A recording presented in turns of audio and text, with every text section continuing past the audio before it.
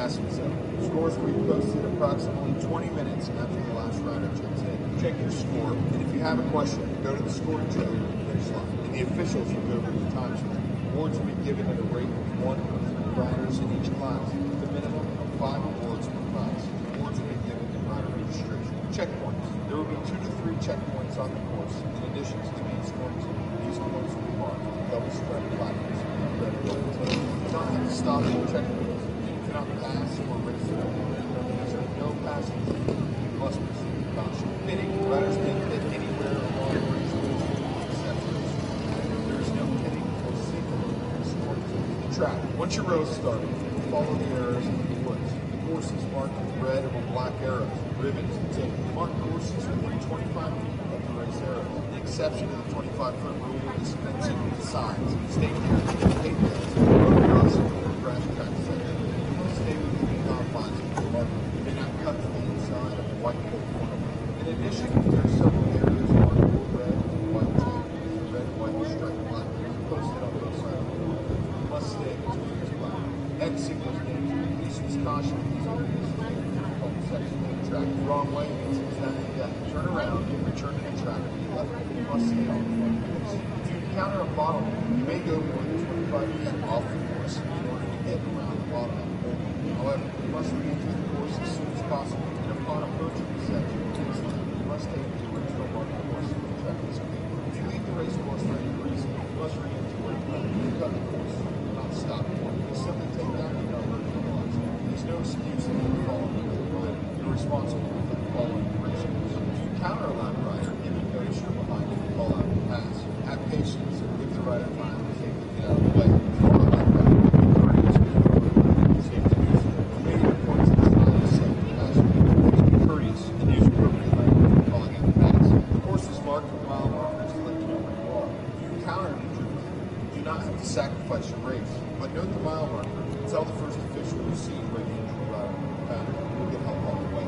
Once the checkered flag is thrown, you must re-group the checkered course to make sure all riders and machines are returned. If you're missing a rider, please notify the on the score. If you break down, stay with your machine once you're injured. Our crew cannot tow a machine without a rider to steer. The race will be approximately 2 hours.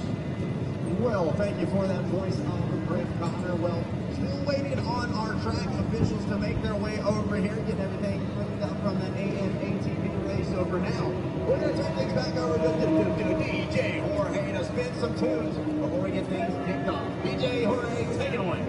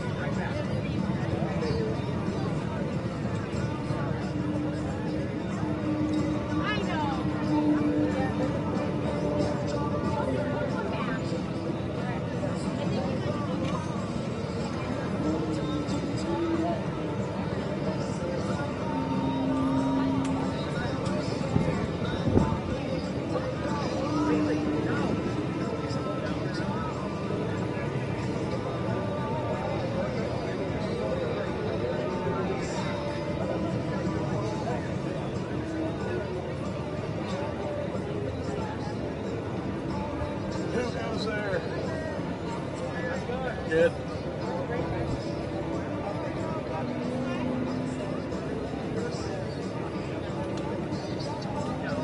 You know how long they're delayed? I have no idea. Hopefully not too much longer. I forgot this started at 1. I thought it was 2. Tomorrow. Not on Saturdays. You know we're doing a youth biking tour too, right?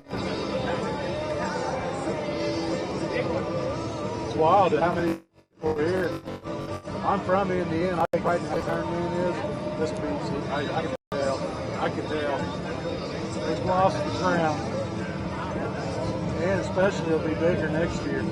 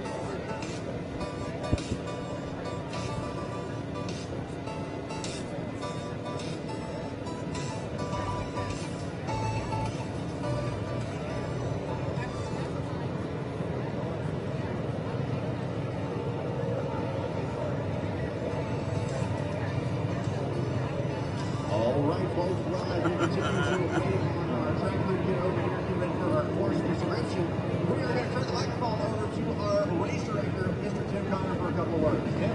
Hey, thank you, Zach. Good afternoon, everyone, and welcome to the United States of New York. Wow. We need to come back here more often.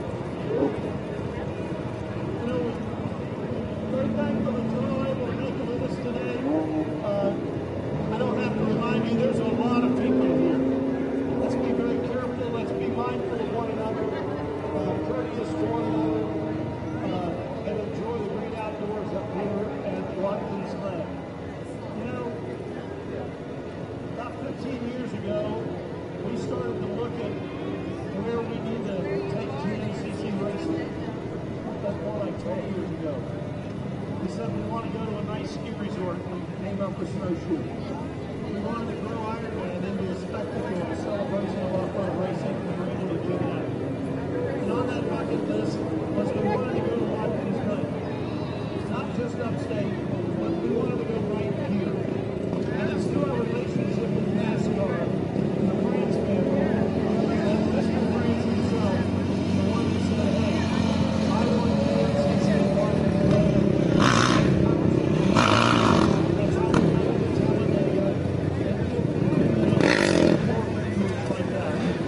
But we are great. It's great to be here. Great to be with us.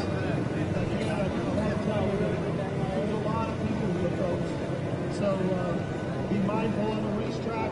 You folks out on the track, don't turn your back on the oncoming traffic. Make sure you keep your head on the swivel. Stay out of that race line. Racers, you also need to be mindful that there's a lot of people in the woods. When we get back to our camps, be mindful of our neighbors, be good neighbors, and be patient on our way out today. I want to talk just a little bit about Racer TV, because this week, Racer TV is being simulcast on Racer TV and Flow Sports. And starting this snowshoe, we will be moving over to a Flow platform. We're going to enhance the coverage. That's why you see us doing the Youth in the morning now. So we will be doing more of that, really. And all of Racer TV will be behind Flow Sports video. That'll be coming up from Snowshoe Line. That will also cover the American Motocross Majors, which includes the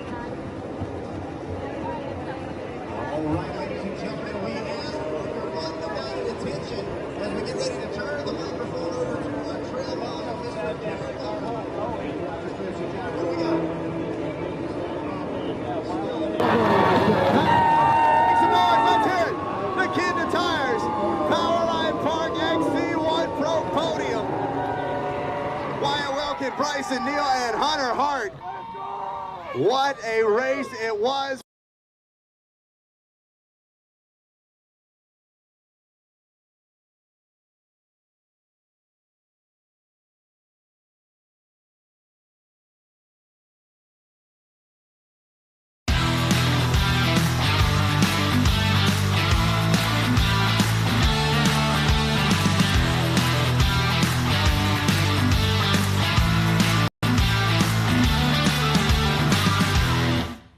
Round 8 of the Progressive Grand National Cross Country Series and AMA National Championship heads to New York for the AMSOIL Watkins Glen GNCC. Can Wyatt Wilkin keep his newfound win streak alive? It all starts now on RacerTV.com.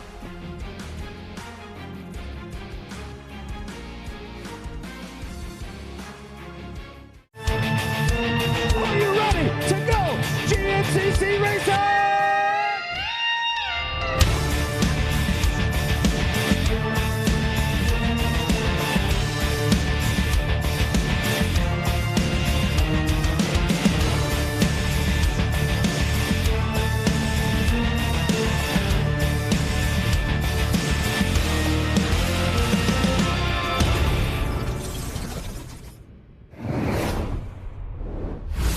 Hello everyone and welcome to the AMSOIL Watkins Glen here in beautiful Watkins Glen, New York.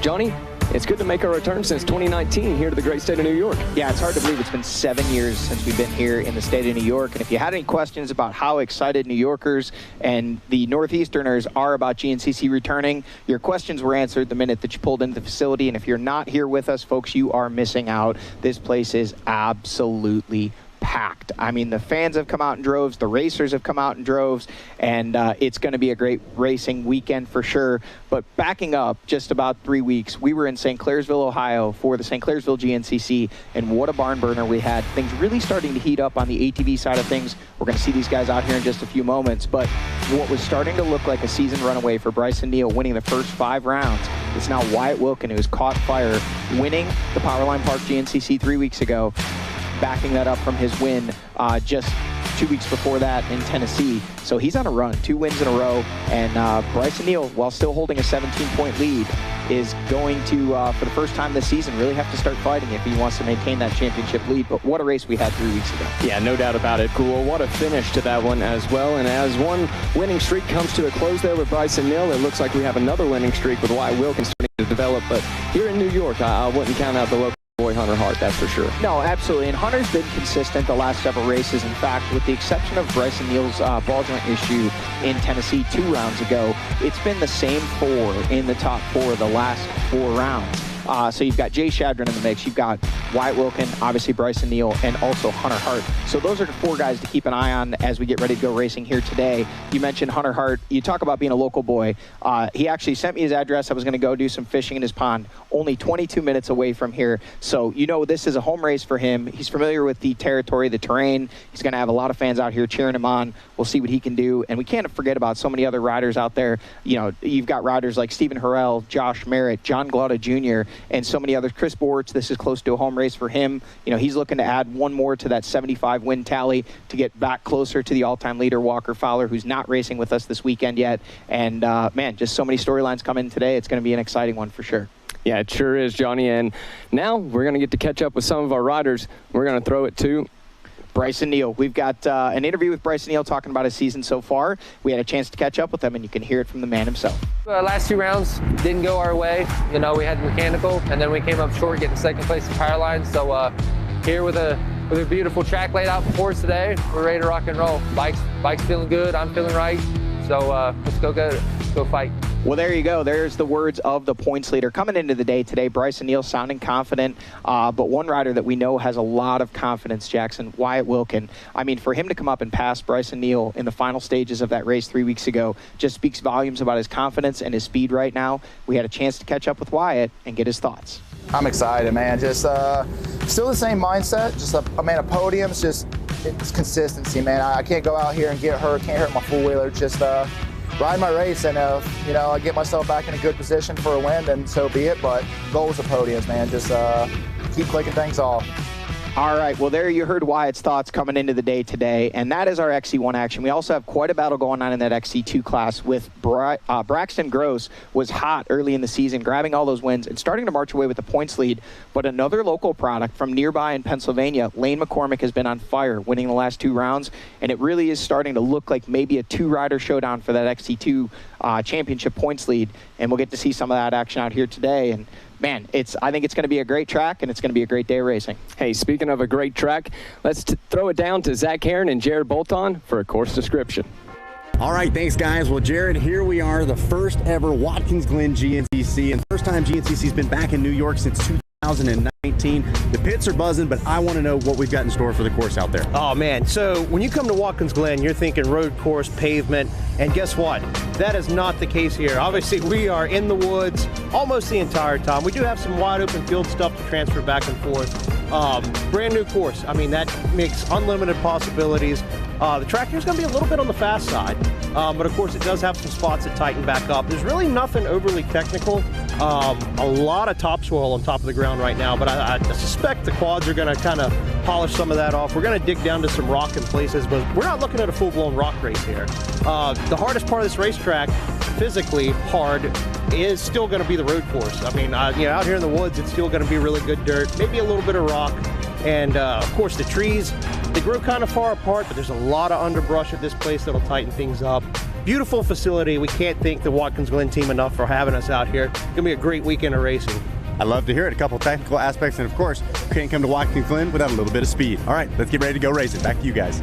All right, now that you folks at home have had a chance to see that Yamaha racing track description and check in with both Zach and Jared, see their thoughts on things coming into the day today, we're going to throw it down to our man Zach Heron on the starting line. He's going to get us started with some 10-second calls, and we'll be back with all the action live on Racer TV.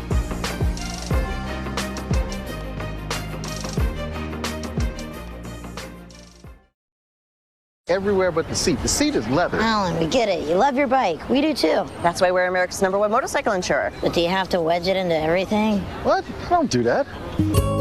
This reminds me of my bike. The Wolf was about the size of my new motorcycle. Have you seen it, by the way? Happy birthday, Grandma! Really? Look how the brushstrokes follow the line of the gas tank. Hey! Brought my +1. Jamie.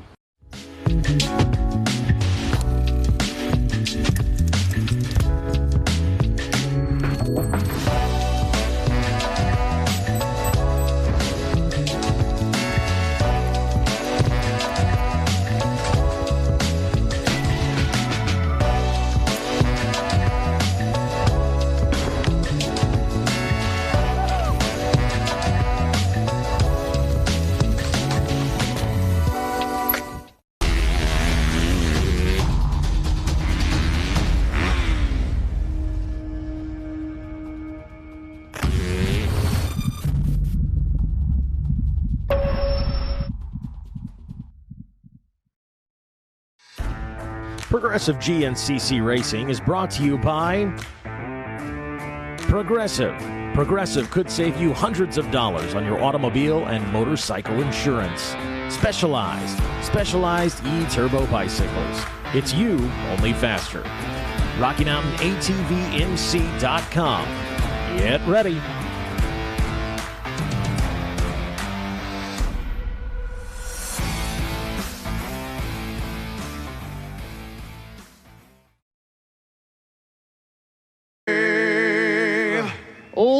Light 'em up, ladies and gentlemen. We are just about ready to go GNCC racing for the first time here at the beautiful Watkins Glen Raceway. What a place to hold round number 8 of the 2026 Progressive Grand National Cross Country Racing Series. We want to welcome you all here in person, as well as welcoming fans from around the world watching live on Flow Racing and Racer TV. The AMSOIL Watkins Glen GNCC, and now it's just about time to introduce to you your starting lineup out of the XC1 Pro class, coming at you in accordance to points. He makes his way out of Bidwell, Ohio. He's on the Phoenix Racing Yamaha backed ride. Ladies and gentlemen, put your hands together for the number 1, the Bidwell Bullet of Bryson Neal. Rolling to the line next, he's out of Hillsboro, Ohio. On the Stewart Boys Racing, Kinda and Pierce Performance back Yamaha. He's on a hot streak with 2 wins in a row. Put your hands together for Wyatt Wilkins. Oh, you're gonna like this one. Rolling to the line next, he makes his way from right here in Newfield, New York. He's on the HHR Fly Racing and Quad Tech backed Yamaha. Ladies and gentlemen, help me welcome the local boy, the 318 of Hunter Hart.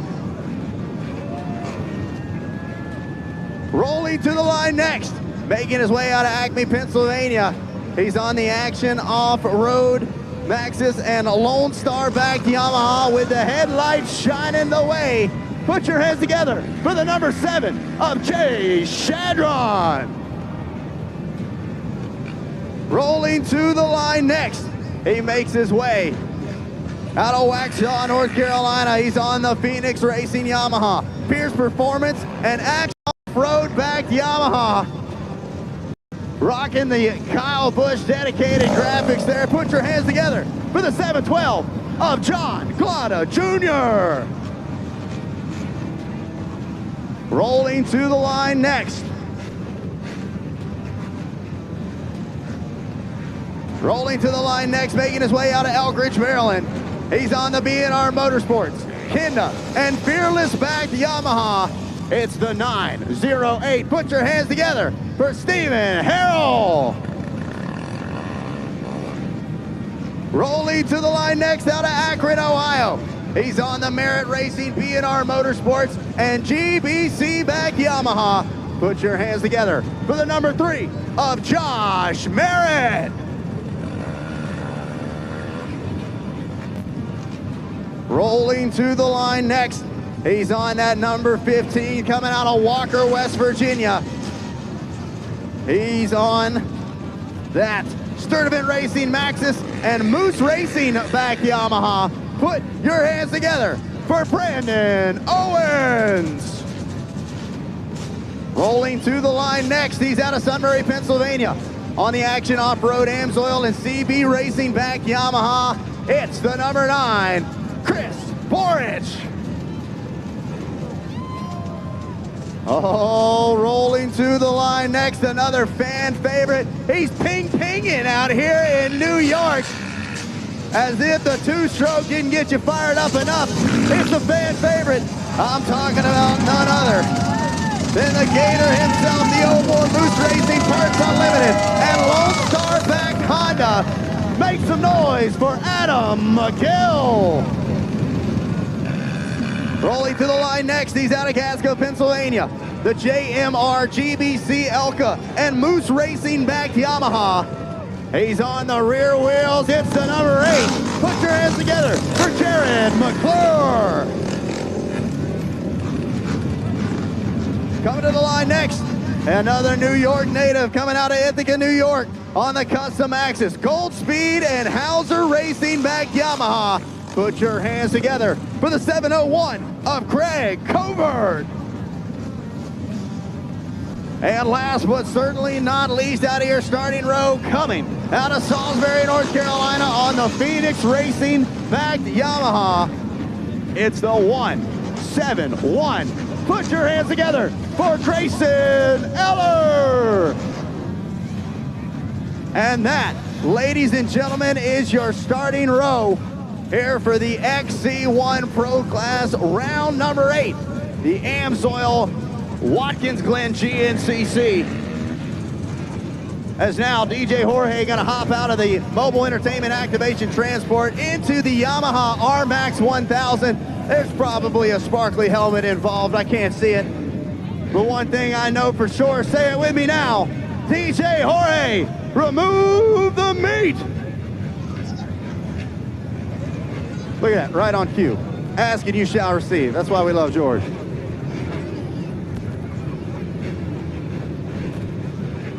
All right, so all eyes now make their way to the top of turn number 1 as Ricky Towery gets ready to take control of the race.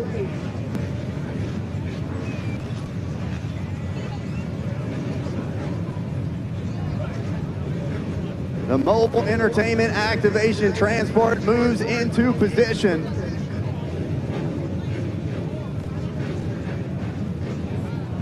And all eyes fall to the outside of turn number 1. Once again, Ricky Towery on the outside of turn number 1.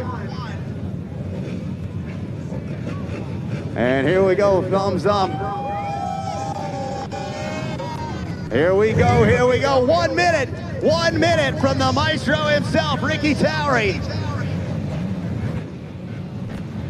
Last second preparations, those final words of encouragement as it all comes down to this.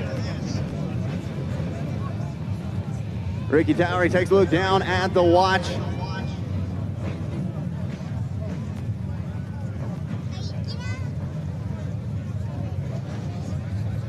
And here it is, blue flag waves, shut them down, shut them down, shut them down. As things are about to get serious, ladies and gentlemen, I gotta ask you, are you ready to go GNCC racing? Oh, not bad, but it's the first time GNCC has been back in New York since 2019, the first time ever, right here at Watkins Glen. One more time, are you ready to go GNCC racing? 10 seconds for row number 1, your XC1 Pro. Here we go, we're off and rolling, and it's a drag race into turn number 1. Jay Shadron looking good, but up the inside, that might be McClure.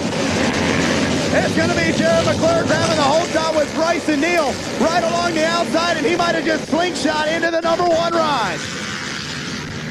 How about it, a clean and clear start? Here we go, row number 2, 10 seconds, XC2 Pro-Am. Keaton Henderson, Talon Stout, Kenny Schick, Dalton Keys, Braxton Gross, Elijah Edmondson, Jeremiah Wolf. Let's see, who's it gonna be? Looks like the 512, Lane McCormick, with a little look over, gets the job done and takes the whole shot out of your XC2 class. Waiting on the all clear here from the start. Looks like maybe a rider down in that second corner. Brief hold here on the line before we get ready for College A. All clear, all clear. Here we go, 10 seconds. College A, 16 to 19. Oh, one rider early off the jump. Barrett Childers, Trip Marino, Evan Bridgewater, Ryan Wilhelm, Cole Brandt, Gavin Kieser. I'm gonna give it to the 709 of Andrew Smallwood as that official hold shot. One rider clearly early off the line, gonna have to face a penalty. 10 seconds, Bet A, 28 plus. Green flags up, Jeremy Ladon, Alan Blavos, Alex Elioff, Zachary Dean, David Worrell, AJ Connors, Joshua Worrell. Let's see. Oh, a drag race, how about it? Maybe Scott Meckley on the 724. Couldn't quite tell. It looked like it was Elioff he was battling with. Clean and clear. Here we go. 10 seconds. Junior A, 20 plus. Joel Gagnon, Michael Worth, Alec Lynch, Austin Decker, Joseph Doral, Gavin Mann, Trey Burlew, Bryce Burnett, Gavin Temple, Michael Nolan. Let's see. Woo! Wesley Wirtz on the 416. I like it. We got some sass here in this first turn. We get some attitude, some lookovers, some head nods as it has been bar to bar across the stripe. Next row, 10 seconds. Senior A, 40 plus. Flags up, Dirk Nasteri, Matthew Harwell, Jeffrey Pickens, Kevin White, Ben Dunlap, Jason Rude, Andrew Stoddard, Howard Cawley, Sean Cosgrove. All business there. Might have been Marley on the 902, way over on the wide side of turn number 1. They're all clean and clear. Vet B, 10 seconds. Frederick Harder, Michael Aldrich, Ryan Hurlbut, Justin Mills, Levi Wilcox, Clint Watson. Oh, look at this, a drag race up the inside to 355 with a good start. How about a 335, Michael Aldrich. Leads them in and leads them out up the inside of that first turn. One rider late off the draw. Slideways action around turn 1 in the blue jeans. But still out there racing. Here we go, 10 seconds, College B. Brady Shepard, Corbin Hill, Cooper Kessler, Austin Harshbarger, Hunter Funk, Connor Breed, Eli Edgar, Chandler Baker, Hayden Hitt. Let's see. I'm going to give it to the 376 of Harshbarger. But there were about 3 riders all within a wheel length of each other. Couple of riders hung up on the inside of turn 2. Looks like we are clean and clear. Here we go. Junior B, 10 seconds. Kristen Howell, Coy Tedder, Britton Keller, Kyle Rusowicz, Hayden Hollenbeck, Keegan Williams, Ryan Beebe, Tyler Kuhn, Ethan Ashworth, Travis Todman, Scott Lewis, Sean Merrill, Ethan Cummings. Who's it gonna be across the stripe? Oh, a couple of riders going the wrong way through the progressive banners. And things go from bad to worse there as those banners now gonna get wrapped up in that quad. As we're trying to get quads moved off of other quads, get this thing cleaned up. Meanwhile, that banner is gonna be very difficult here. Looks like they've got that second corner clear. Here we go, next row.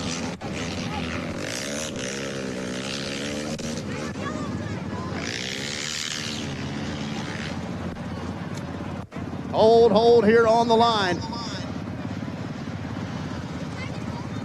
Waiting to get an all clear there from turn number 2. Senior B 40 plus coming up next. Out of sight from us here inside turn number 1. Looks like they still may be trying to work those banners out of that machine.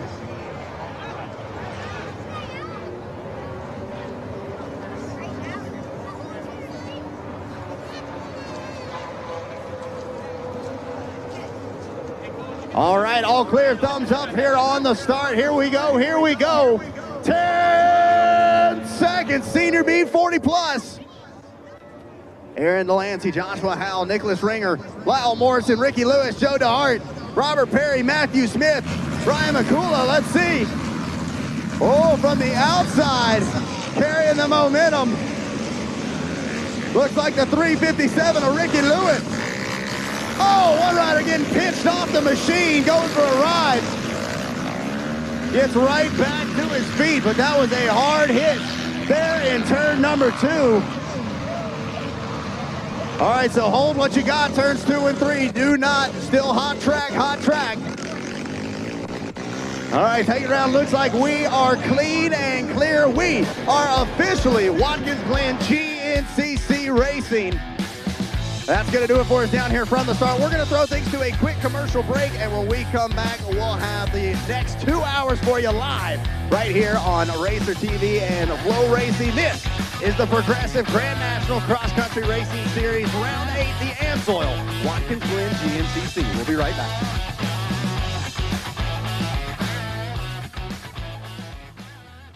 Everywhere but the seat. The seat is leather. Alan, we get it. You love your bike. We do too. That's why we're America's #1 motorcycle insurer. But do you have to wedge it into everything? What? I don't do that. This reminds me of my bike. The Wolf was about the size of my new motorcycle. Have you seen it, by the way? Happy birthday, Grandma! Really? Look how the brushstrokes follow the line of the gas tank. Hey! Brought my +1. Jamie.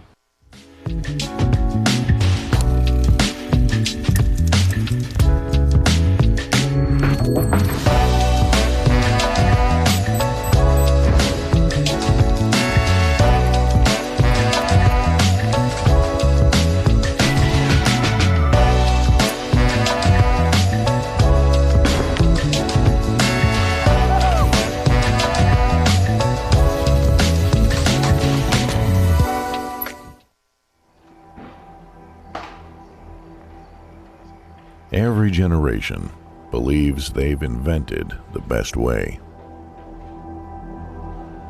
With age comes wisdom.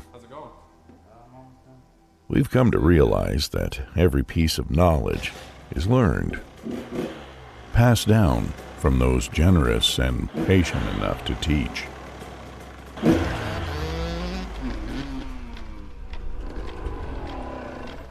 Bogging off the bottom. Let's take a look. Legacy. It's not about leaving something behind to be remembered by. It's realizing that the future lies within the next generation. Let's call tonight. All right.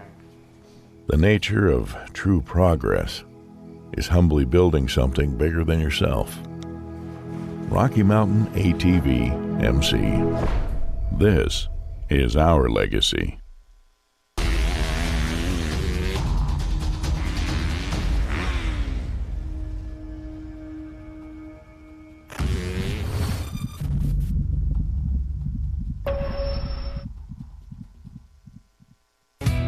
When I came here to the ranch, like right when you roll through the gates, everyone kind of says you feel the same thing. This is such a special place. Welcome to Best 42 in the land. All ages from kids up to grown men. Walking the gates of the coal miner's daughter to make a point clearer than the creek water. Who's the best? Who's it gonna be? In Hurricane Mills, Tennessee. Can you feel the adrenaline? Dirt flies hypnotized by the wind spin. Feel the crowd, everybody's listening. Right on the bed. Do what you gotta do for 20+2 out at the ranch. I love coming to Loretta's. This is my family, right? Really special for me, so a lot of good memories. Love coming here to Loretta's.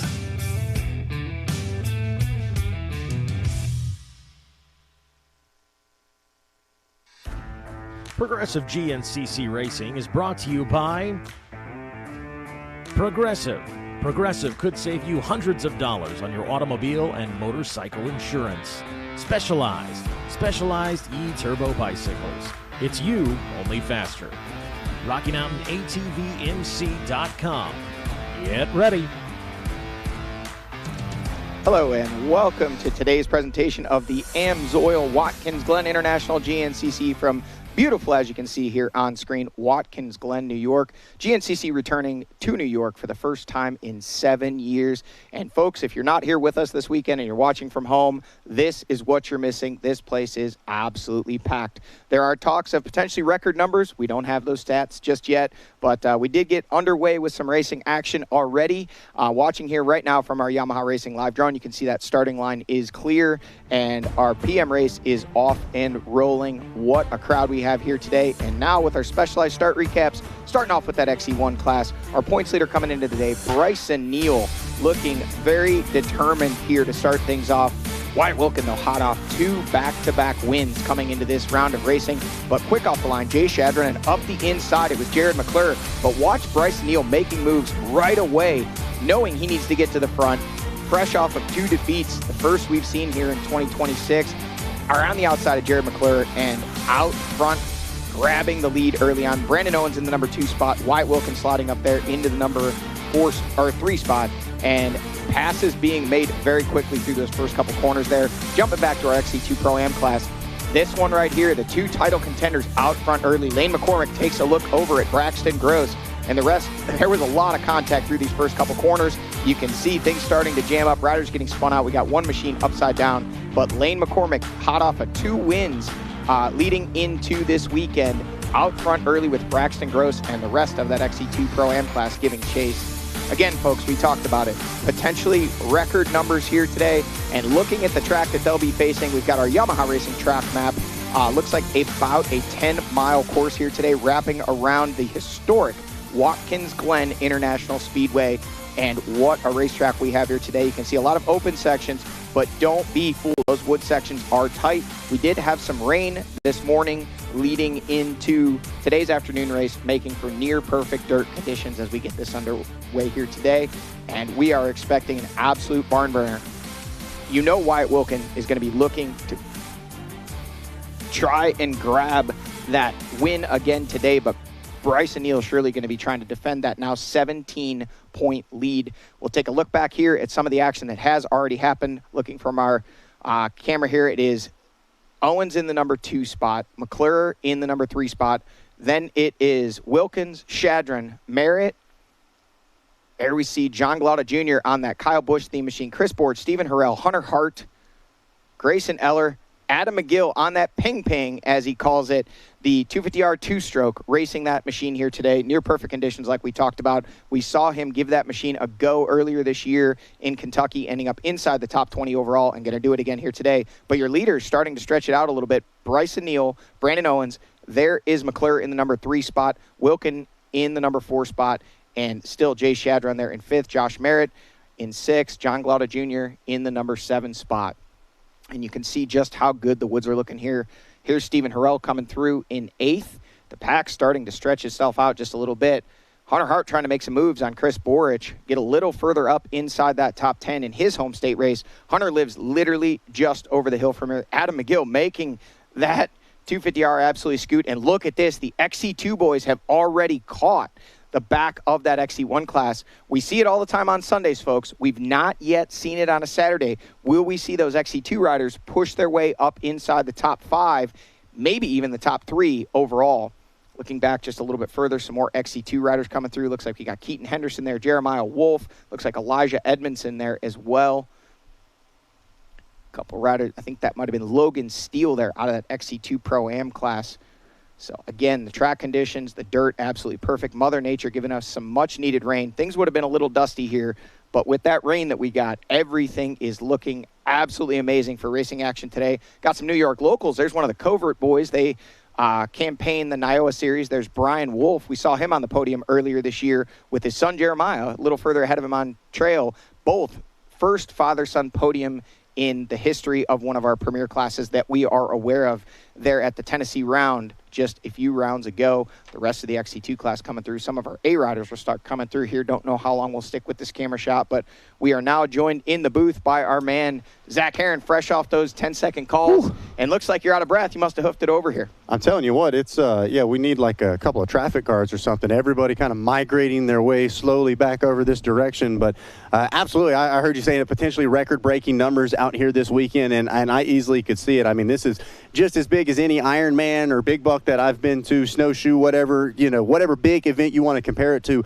This is definitely right up there on the mix. But with as we take a look at our Yamaha Racing Live Drone, you can see why. The conditions fantastic. Talking to our riders up on the podiums. Yeah, this is what it's all about. This part of New York is absolutely gorgeous. The drive up here was fantastic, and looks like even if you're having a bad race, you can still enjoy the views out here on track as well. Absolutely, and you know, can you really have a bad day of GNCC racing? No. You know, there is an old saying that says a bad day of racing beats a good day of just about anything else. Looks like our 3rd, 4th, and 5th place riders coming through there on screen. A little bit further back, there is John Glauda Jr. and there is Josh Merritt. Look at this. Now it looks like Hunter Hart has made some moves. He's gotten around Chris Borich, and he has made up the gap already. He's gotten around Stephen Harrell just from that last camera shot. He's made up at least 3 spots in about 10 to 15 seconds on the clock.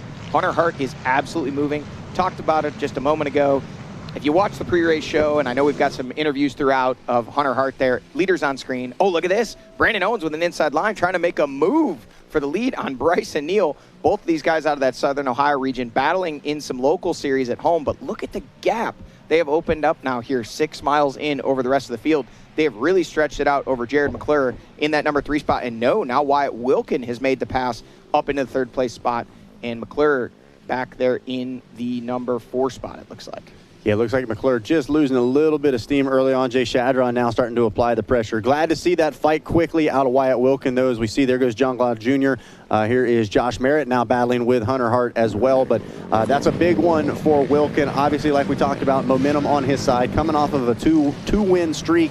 Trying to make it 3 in a row out here. Stephen Harrell now popping up on screen, but he needed to get around and get up to this 2-rider duo right now because these guys are pushing, like I said, both Ohio natives and both wanting their share of clean air here at the front of Watkins Glen. Well, I got to tell you, Bryson Neal looks like he is actually pushing the pace early, which is something we don't see very often, but Brandon Owens is absolutely matching him move for move at this point. He has been able to grab right onto that grab bar of Bryson Neal and say, no, sir, you are not getting away from me today. We've seen so many good things out of Brandon Owens so far here in 2026. Man, almost getting into the fence there, getting a little loose, but he is throwing everything at it, knowing that this rider ahead of him has already won 5 races here in 2026. and he knows this guy knows how to get the job done.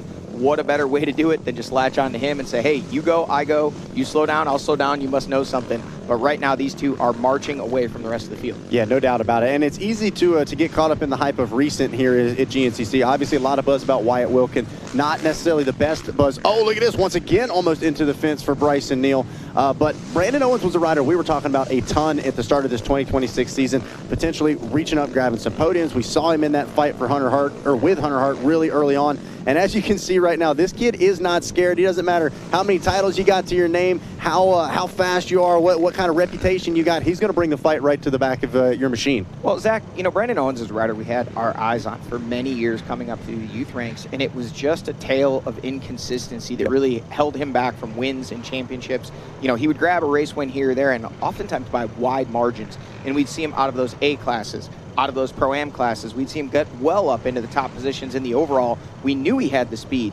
We knew that this kid had the bike skills and the talent, but it was just the machine was constantly failing him. The program just wasn't there. He got together with that Sturtevant Power Sports racing team, two former GNCC XC1 racers in Brent and Brandon Sturtevant running, and their father, Don. They run that program. They took Brandon under their wing and said, hey, I don't want to speak out of turn, but I believe Brandon was at a place where he was kind of ready to be done racing. He was frustrated, and they said, hey, we think we can help you out. They built a machine. They built a program around him, and what you're seeing right now are the fruits of those labors. We've already seen him up in podium positions throughout many races this year, but now he's putting the pressure on the big dog, Bryson Neal, out front, right on his rear wheels, pushing, trying to wrestle away that lead. Well, whoa, look at this. Gets it. So how about that? Was that a mistake from Bryson Neal? Looks like maybe miscued the track, it actually looks like. So Neal now having some more problems as he gets, that's not the slideways we're normally talking about. So Neal going to have to go back to work. Meanwhile, Wyatt Wilkin going to be handed an opportunity to make up some time as well. But, yeah, a very rare mistake there from Bryson Neal. And on top of that, Johnny, just like you said, the thing about Brandon Owens is it's not just the speed, but it's that confidence when he's up in those kinds of positions. We saw him in that wheel-to-wheel battle with Hunter Hart, who you're seeing on screen right now. But it really just goes to show how his progression has developed as a racer. Now, let's take a look at this replay. Watch the number one of Bryson Neal. Gets through this pit section, and it looks clean and clear. Pushes forward, and it looks like, yeah, he actually missed the track, if I'm not mistaken. Yeah, just a mistake there from the number one of Bryson Neal. Great heads-up riding there from Owen, not just blindly following the number one, and not only going to do that, but you see a secondary slide there from Bryson Neal, almost having to come to a complete stop and get that momentum back going again. So that's going to help Owen significantly at the front. Yep, absolutely. Brandon Owens reading those track markers correctly. That was a fresh section of track that had not been run for this morning's race. So you get accustomed just kind of following the trail, the trail. Coming out of that section there that hadn't been run, it looked like there were some marks going straight, but the arrows pointed to the right. It looks like Bryson just missed those arrows, quickly realizing his mistake, spinning that machine sideways, and then maybe perhaps the frustration or sense of urgency setting in, as now they're getting ready, just 2 more corners to go before they check in here with 1 lap complete, and Brandon Owens leading the way. The kid is on it today, folks. Fired up, maybe. New venue, this is Brandon Owens' first XC1 race in New York. So a little bit extra enthusiasm. The fans out there surely cheering him on. Looks like Bryson Neal also has checked in the number 2 spot, just 5 seconds behind. So even with those mistakes, still able to see Brandon Owens there on track in front of him. Bryson Neal, so good at sprinting when he needs to. But I'll tell you what, I've said it before and I'll say it again. The sprint speed of Brandon Owens is phenomenal at times. We've seen him just make up gaps. We've seen him open up gaps. And he absolutely can just manhandle that machine, and he's a pretty little guy. Yeah, Brandon Owens, definitely one of those riders, not maybe necessarily physically gonna stare you down and put fear into you, but you see him on the machine, especially when he's charging up behind you, and you're gonna know somebody's knocking on the door, no doubt about it. Same thing with this guy, Wyatt Wilkin. He has really started to have his confidence go through the roof. We welcome Jackson Burrell back into the booth with us. Jackson, not only is the racing at an all-time high and maybe some of the most intense battles at the top of the podiums that we've ever seen, what a fan turnout. I know we were talking about it earlier today. We've got more people standing trackside, cheering their favorite riders on, cheering youth riders on, riders they have no idea who they are yet. And it's so cool to see the fences being absolutely lined here at Watkins Glen. Yeah, this has become a historic round of GNCC racing here for round number 8. There is absolutely no doubt about it. And Such a great turnout all the way around. Zach, we just got done with some podiums. We have saw some real fireworks to end out the days, especially in that youth race earlier today. If this is anything like what we saw in our youth race, we are in for quite the treat. No doubt about it. Seeing Jay Shadron, and it looks like, is that Hunter Hart? No, that's John Glada. Yep.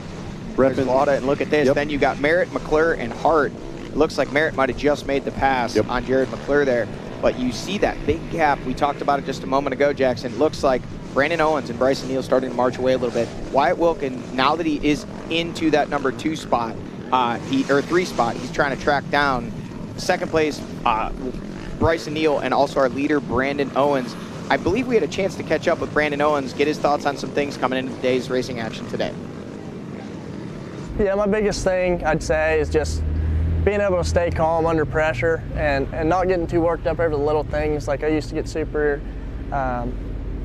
just worked up over stuff like happening out of my control, and just learning to kind of take it with a grain of salt and move on. Yeah, it's going to take, you got to get a good start. Got to set a really solid pace. Try not to make too many mistakes. Pick your lines wisely. Yeah, you got to ride a solid race all around. He's tough to beat, and if you can do that, it's doable.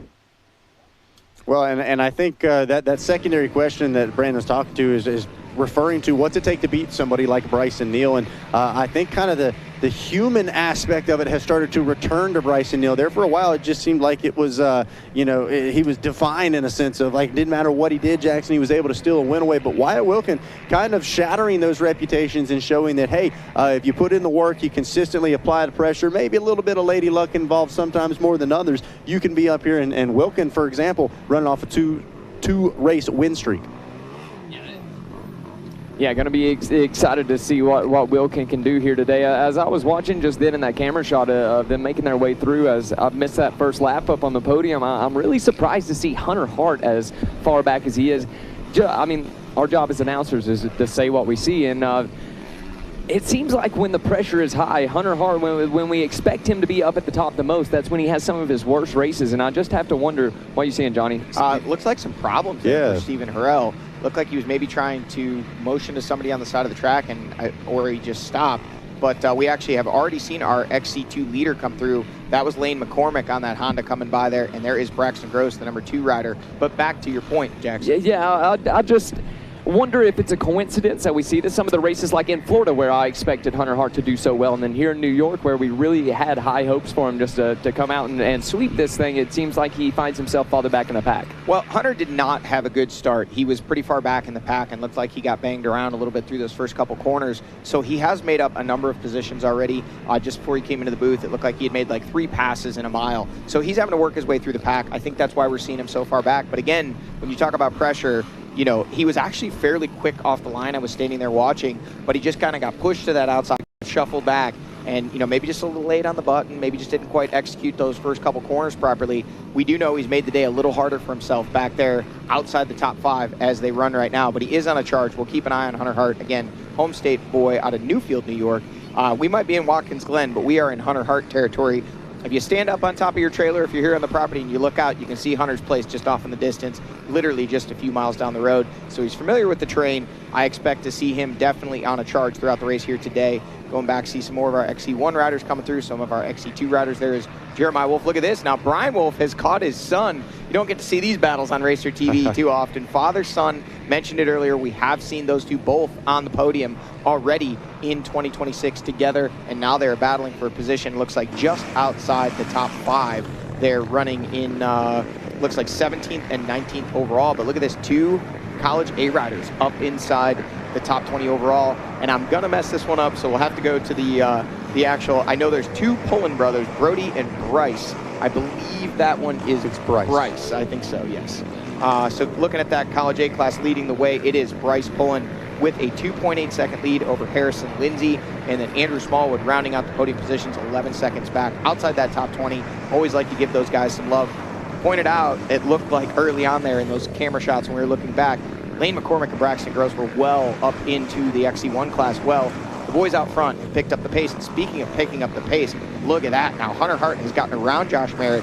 They are starting to pull away just a little bit from Jared McClure, so another pass to your point, Jackson. Hunter Hart on the move. Yeah, Hunter. And To go back to it one more time, I'm not saying by any means that the pressure or anything like that. I don't know what's going on with Hunter Hart. He just always seems to surprise us. Some of the races, as soon as you start to count Hunter Hart out, he starts doing what he's been doing the past few races and finds himself up on the podium time after time after time. Yeah, and I get what you're saying there in these scenarios where it seems like the conditions are favorable for Hunter. Not necessarily an added pressure, exactly. But just the kinds of conditions where we would assume that he would feel a little bit more confident. And I mean, even talking to him yesterday, he was a ton of help from our standpoint as far as breaking down, hey, this is what to kind of expect with the track. It's not going to break down and get super deep like you see at some other locations. It's got a real kind of rocky shell base to it. It's going to get some roots exposed on top of it. You can hear how knowledgeable he is about this area, and you would think all of that would work to his benefit. So to your point, he is making some quick passes, so maybe still able to use some of that local knowledge and that confidence, still driving him forward. We're only 30 minutes into a 2-hour-long race. But to your point there, Jackson, especially at the top of this XC1 class, we've mentioned how crucial consistent good starts are, and unfortunately just not quite what he had here today. Well, that was our second place rider on screen coming through there in the XC2 class, Braxton Gross. We did see, while you guys were chatting there, our leader come through, Lane McCormick. When they checked into scoring, he had about a 25-second lead, and I was counting it out on screen there, about 25 seconds still. So when you talk about local knowledge, Lane McCormick from nearby Muncie, Pennsylvania, just a few hours from here. It's not in his home state, but the conditions are very similar. A lot less rock here in New York. Pennsylvania, you cross the state line, you hit rock, and then you cross out of it, and you finally get out of the rock. But it is definitely familiar territory for him. The Niowa Series, I believe, is co-sanctioning this one with us. He has run a lot of those races over the years. Here we see another semi-close to home rider, Chris Borge, out of that XC1 class. A little bit of a slow start for him. And he is a D6 rider. Chris Borge grew up coming through that series even before winning his 6, yes, you heard that correct, 6 GNCC championships and 75 wins. Was a multi-time D6 overall champion. We are co-sanctioning with District 6 here, the PA State Hair Scramble Series, and a lot of riders coming out. Guys, we saw that camera shot earlier from the drone of the pits here. What you can't see is that is only one section of parking. The parking has, how do we say, burst at the seams, and they've had to open up new parking because they said, oh yeah, this will be plenty. When they looked at it on the map, got here, look, yep, that'll be good. And then when people started just absolutely flowing through the gates on Thursday, Friday, and today, they said, okay, we're going to need more parking. Luckily, we're here at a beautiful facility, plenty of parking. They're just having to open up new places to park. Well, opening up new levels of speed. Brandon Owens on screen, continuing to hold that lead over Bryson Neal. And folks, he has opened it up. Yeah, there's no question about it at this point. The gap has opened up, and Neal at this point now starting to fall into the clutches of Wyatt Wilkins. So look at this. What we thought was going to be a B. Neal on the attack is now on the defense. Wyatt Wilkins, he's hungry and he smells blood in the water. Well, I'll tell you something, and this may not come into play, but if you're Wyatt Wilkins and you catch Bryson Neal early on in lap number 2, you're probably going to assume you're in a battle for the lead because he never could see, he knows that Brandon Owens was ahead of him off the start. But to think that Brandon Owens would have passed and pulled away from Bryson Neal, I don't want to say it's unimaginable. The kid is fast. But I wonder if Wyatt Wilkins knows that, hey, that battle he's in is for second because the leader, he's on up the road, and Brandon Owens is starting to march away. Well, and on top of that, it looked like Hunter Hart may have actually picked up another spot as well, now getting around John Glada Jr. So we talked about the New York native using it to his advantage, and he has picked up, I believe, is that 4 passes he's made now already? I believe he is now up into that 5th place spot. Well, he was outside the top 10 off the start. Wow. So he's made 5, 6 passes or more. He's made about 5 since we've really started tracking him here just in these last couple miles. He's gotten around John Glada, he's gotten around Josh Merritt, he's gotten around Jared McClure. I think at one point I know he was behind Chris Borich, so he's behind Stephen Harrell. So yeah, he's 5, 6, 7 passes into it here in only about 4 or 5 miles of racing. And here is your XC2 leader on screen. Let's give this young man some love. We've talked about his story, a standout performer in the youth and amateur ranks, winning a youth overall title, battling for some amateur championships, and then having to step away from the sport, going and getting a big boy job. He is a lineman and went to lineman school, stepped away for about 2 years, and coming back this year, ran a few races at the end of last season and rode well, but after the races, his hands were just roast mangled, beef. Yes. No skin left on his palms because he hadn't been riding, he hadn't been training, and so he wanted to take it serious into this year. The Whitehead brothers giving him the opportunity, giving him a machine, and saying, hey, we think you can do well in this XC2 class and maybe even get up and mix it up with the XC1 boys. Lane McCormick taking full advantage of that, working with Levi Cohen and Outlier Performance Training. He is fit. And an interesting point, we like to talk about these side stories, does not ride an ATV except at the GNCC races, doesn't have a practice bike, doesn't, have an opportunity to really ride at home. He's on the road working. He's always, but he spends a ton of time training and in the gym. And we can see fitness will not be a problem for this young man today. Yeah, he's brought the electricity with him here, Johnny, no doubt. Lane McCormick, every time we saw him pass through, too, I've noticed he has been on the pegs. Looks like he has no plan of slowing down. And speaking of no plan on slowing down, there goes Brandon Owens, our overall winner, overall leader, I should say. Well, we might be saying overall winner later on in this one if he keeps riding this way. Now, Bryson actually has opened it back up over Wyatt Wilkin. So wonder if there was a slight miscue there for Bryson Neal that allowed Brandon Owens, not taking anything away from Brandon. You could through that absolutely flying. But Bryson Neal did seem to slip back a little bit. Now back on a charge, it looks like, trying to close that gap back up, get back into that battle for lead.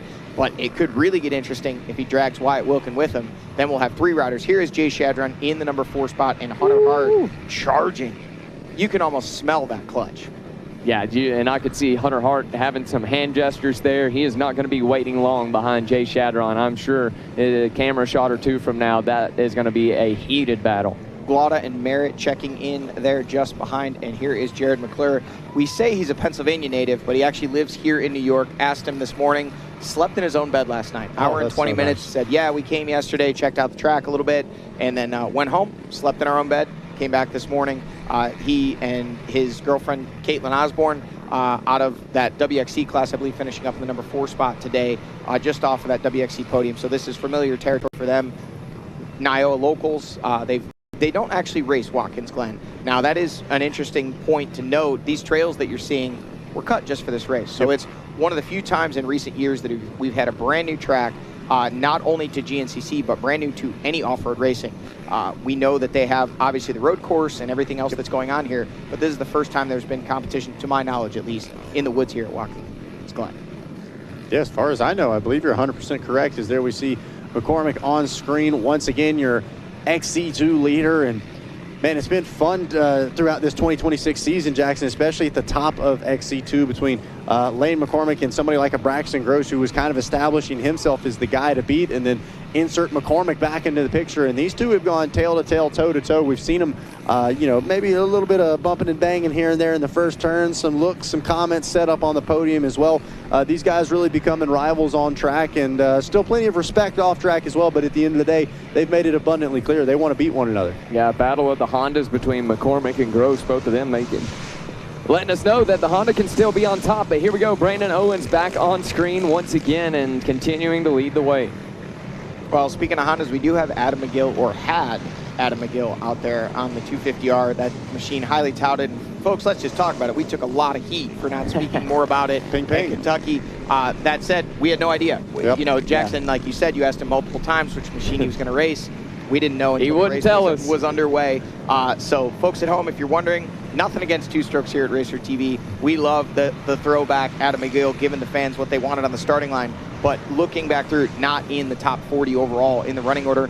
Do not know if that is a mechanical issue or just not able to hold the pace on that 40-year-old machine. Do know I just saw Hunter Hart steal a position away, if I'm not mistaken, over Jay Shadron, making a move happen. And I like what I'm seeing right now out of Hunter Hart. Obviously, I'm sure wished he had a little better start, but it's the aggression when he catches up to these riders that is so refreshing to see from Hart. Kind of oftentimes see him getting him stuck back behind. Not that he's not trying, but you almost subconsciously get caught into the speed of the rider in front of you. Meanwhile, it seems like at this one, he's not wasting any time snatching those positions away, even if he has to, make something happen rather than waiting. Well, and what reminds me of the way Hunter Hart is riding right now, it's that sense of urgency. If you watch Supercross and motocross riders like in the past, James Stewart, the way he would almost surprise guys. So many times we see champions and race winners come up, size up the competition, see what kind of lines they're running, and then calculate the pass. You see it a lot with Hayden Deegan. Personally, not a huge Hayden Deegan fan. Love that he rides blue, but that said, the way he rides is very impressive, and that is what Hunter Hart is seemingly doing to these guys, surprising them. But right now, surprising us all, Brandon Owens out front and continuing to hold that sizable gap over Bryson Neal in the number 2 spot, and Wyatt Wilkin, you can see on screen they're giving chase from that final podium position as they run. So watching along with our second and third place right here, Bryson Neal, Wyatt Wilkin making their way through the trees here in New York, just right next door to the Watkins Glen, or right on property with Watkins Glen, just right next to the racetrack. You'll see from some of these shots, a racetrack where Formula One raced for 2 decades. NASCAR still visiting the facility. He was just here a few weeks ago, actually tore up the parking lot real good for us. And yeah, we're right here next door to them. Historic race. They had cars on course. I was about to yell at somebody when I said, shut them down, shut them down. I'm like, who is still, oh, wait a second, it's a car going by. Okay. So, no, really cool. I believe it's a Porsche series. Something like that. They had supercars testing earlier in the weekend. Some cool stuff.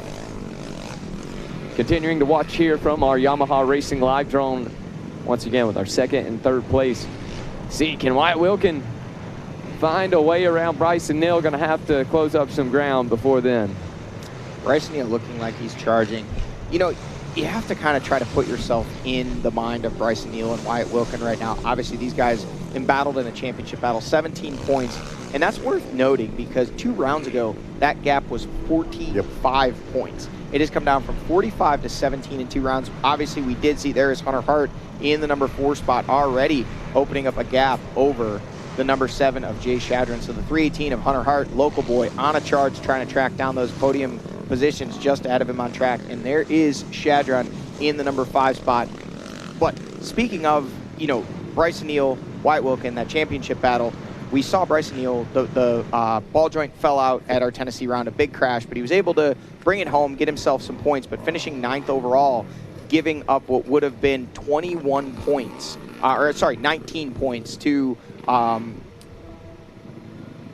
Wyatt Wilkin. Sorry, stumbled over that one. There is Bryson Neal and there is Wyatt Wilkin, the 2 riders that we are talking about, 17 points separating them. And then Wyatt Wilkin outright just taking the win away in the final miles just a few weeks ago at Powerline Park, just squaring Bryson Neal up. Grown man moves, Zach. You took it from Mikey Waynes. I credited. Well, I know you did. I watched it back, and it was a great call. He absolutely just ran it up the inside, took the line away. Bryson Neal even giving him credit, saying, hey, that was a great move. And Hunter Hart on screen there in the number 4 spot charging. Shout out to Jay Shadron. He is not letting Hunter get away. And back there just behind him should be John Glauda on that 712 machine. Again, Kyle Busch themed this weekend. He said he was a big Kyle Busch fan. Obviously, for those of you at home watching, we know we tragically lost Kyle Busch in the last few weeks. And a lot of riders, I believe, Chloe Harper, Brandon Frazier, and John Glauda Jr. paying tribute with their own graphics kits and even running his number just to show their appreciation for that NASCAR superstar here, especially at a former NASCAR track. And Frazier and Harper are able to get 2 hole shots and 2 wins for them, as now we flash forward here on the Yamaha Racing live drone. Wyatt Wilkin is definitely closing this up. But I do want to say, guys, if you're Jay Shadron right now, I think he needs to throw a tow rope out and grab a hold of Hunter Hart, because there's no doubt in my mind Hunter Hart is going to be headed up to this battle. Yeah, I think you couldn't have said it any better, Jackson. Right now, Shadron, even if you don't have the pace, just keep Hunter in front of you and let Hunter do the work, right? Follow those lines, just like Johnny was talking about, kind of read the track based off of what Hunter's doing, because right now it seems like Hunter is one of, if not the fastest riders on track, whether that's just aggression or whether that's maybe figuring out some kind of flow here on this track early. Shadron may be able to just kind of cruise along right up to the rear wheel of this battle, just to the backside of the podium. And then, like we've seen time and time before, this battle between Wilkin and Neal, sure, they may push forward up into Owens, but there's a good chance they could slow each other down as well if they start truly dicing it up. Next thing you know, they may have Hunter Hart and Jay Shadron knocking on the door of that final podium spot. Look at this, guys. Wyatt Wilkin now just about 2 bike lengths away from Bryson Neal. Well, guys, I don't mean to be judgy when I say this, but this is just a question I'm posing. Is this the first chink in the armor we've seen for Bryson Neal in 2026? Perfect through the first 5 races. Then there was that big crash, and talking about, just how absolutely dominant he was. We saw him, there was races where we even said, oh, Bryson Neal's going to have to settle for what he can get today. Bad start, super dusty. He rides his way through the pack, takes the lead, rides away with it. We're like, okay, this guy's unbeatable. Well, now the script has kind of flipped here. You can see him taking a look over his shoulder. Not that I don't think Bryson Neal is still very much in the driver's seat for this 2026 championship, but he's got Brandon Owens out front, pulling away. We've seen him making mistakes, and now we're seeing him under heavy pressure from his nearest championship combatant, Wyatt Wilkin. I think this is a chink in the armor. Not that he can't work through it, but Am I wrong? No, there's no doubt. And I feel like you can even see this is, look at this, Neil up into the pits, trying to see if he's going to communicate with the team there. Maybe something going on with the machine, because that's what I was going to say. Oh, Didn't seem like he was able to charge at full intensity. They are going to try to okay. Looked like they were going to try to put coolant in. Now he's saying something has come undone on the machine, whether that be from contact with the tree. I think they were speculating here. Yeah. He may have been wanting, that was his dad, Chris, down there looking at the side of the machine to inspect that radiator, see if there was any damage. He may have made some contact, and now that long pit stop has dropped him all the way back into the grasps of the fourth place rider, Hunter Hart, and Jay Shadron not far behind. Yep, just like we called here, and we talked about kind of the winds of change that have been blowing at the top of this XC1 field. Maybe not quite the way that somebody like Bryce and Neil had been hoping. We were able to catch up with the number one a little earlier this weekend and talk to him about our last few rounds. Last couple rounds have been good, even though we didn't get the result we wanted at the old gray race, and we had the mechanical, and then the last race, coming up short 3 years in a row at Powerline again, getting another podium finish for the second. We're doing our job. We're doing the right thing. We ain't changed nothing. We're at the right place, the right time. We're fighting for wins. We're right there where we're supposed to be. But yeah, the last two races, it sucks to come up short and lose. I think there's actually something to be said about even something like an interview like that. Yeah, it's been good. It's been coming up a little short, like very blunt and to the point, Bryce and Neil. And that's not normally he's happy-go-lucky. Oh, man, it's a beautiful day. We're enjoying it, the racing. And at the end of the day, Bryson's he's a killer. He's a savage, and he is focused on one goal. And it's really easy to be happy when you're hitting that goal week in and week out. But always maintaining professionality and positivity. But at the end of the day, you can tell Bryce and Neil not quite satisfied with these last few weekends. No, but I think that interview is telling in a number of ways. Obviously, like you pointed out, very much to the point, but kind of glazing it over, saying, hey, it's all good. He's not happy with having come up short 2 weekends in a row, or 2 races in a row. But the reality of it is, still in a championship points lead. He knows what it takes to win these races. He is a 4-time and defending champion for a reason. He knows what it takes to get it done. And I like the fact that he's owning it. Yep. He's saying, hey, there's no excuses. It wasn't, it was really out of my control. It was kind of one of those things, we're not where we need to be, but we're in a good place. We're battling for wins. And I don't expect to see the wheels come off the bus for Bryce and Neil by any means. But when I say chink in the armor, it almost has more to do with his competition than it does Bryson himself. Because when you go out there and you win 2 in a row, 3 in a row, 4 in a row, 5 in a row, as much as those riders talk with their teams, as much as they talk with their support group, as much as they talk to themselves and say, he's beatable, I can do it. How long can you tell yourself that before you start thinking, okay, am I just telling myself a fairy tale here? So for Wyatt Wilkin, he's proven 2 weekends in a row. And let's go back even to Tennessee. Wyatt Wilkin was leading that race on the final lap when Bryson Neal had his issue. Now, Bryson Neal was under no circumstances not in that race. He had made so many passes on that final lap of racing and was actually up to the rear wheels of Wyatt Wilkin, but he was running out of places to make that pass. So that may have been a Wyatt Wilkin win regardless. We're speaking hypothetically here. Absolutely. But the reality of it is, 2 wins in a row, Wyatt executed, he's gaining confidence. Do I think Bryson's losing confidence? Absolutely not. But it opens up that door. It gives hope to those riders behind him, and hope can be a dangerous thing when you're trying to hold off some very hungry, very talented, very motivated riders. Oh, look at this. Problems for Steven Harrell inside the pit as well, as you see that team hard at work. I believe Jackson Burrell making his way down to the pits right now, maybe going to be able to get a scoop. It looks like they were putting that thing back together. Meanwhile, almost quietly doing well out at the front is Owens right now, and we'll see what the clock tells here as far as what that gap looks like. Lap rider on screen, and then there is the number 5 of Wyatt Wilkin. And to your point, Johnny, I couldn't agree more. We talk about the chink. It's less of a problem for one and more of a growth for the other. I feel like the difference. Yeah, exactly. I feel like the difference between I can and I have is a big deal for somebody like a Wyatt Wilkin. And to your point, even just that last round, yes, it was another win, but the way he was able to do it, you could almost tell that it meant just a little bit more in the confidence and a little more of a, hey, you're a real threat. You really are able to potentially fight for this title. And I think that level of belief for Wyatt Wilkin, that could be dangerous for anybody in this XC1 field. Doesn't matter what number you're running on the plate. Absolutely. When you a rider like Wyatt Wilkin that came just a few years ago seemingly out of nowhere, he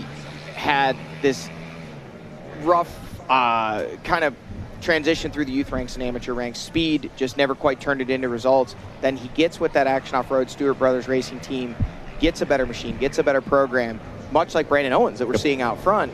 You know, it's just, we've seen him grow and grow these last couple years into being a race winner and now being a bona fide championship threat, and looking like he's in position today, if things continue as they are, to potentially make up a few more points in that championship.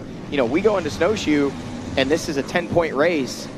Suddenly, this is things becoming get interesting. Yeah, you know, and we've seen Bryson in this position before. He fights back. He's a champion for a reason. But I just love that what we were starting to think, we don't want to be, and that's not even negative, we were starting to think was going to be a bit of a ho-hum season. Bryson Neal's going to run away with this thing. Suddenly, we got a race on our hands, not only today, but for this overall championship. No doubt about it. Jackson Burrow back in the booth. What'd you see? Got an update. I got to talk to Chris Neal, Bryson's dad, and they said if they were going to tell us anything, they were going to tell us the truth, and that Owens had got into him at some point, having troubles with that radiator, and they said they were either going to blow it up or they were going to make it to the finish line, one of the two.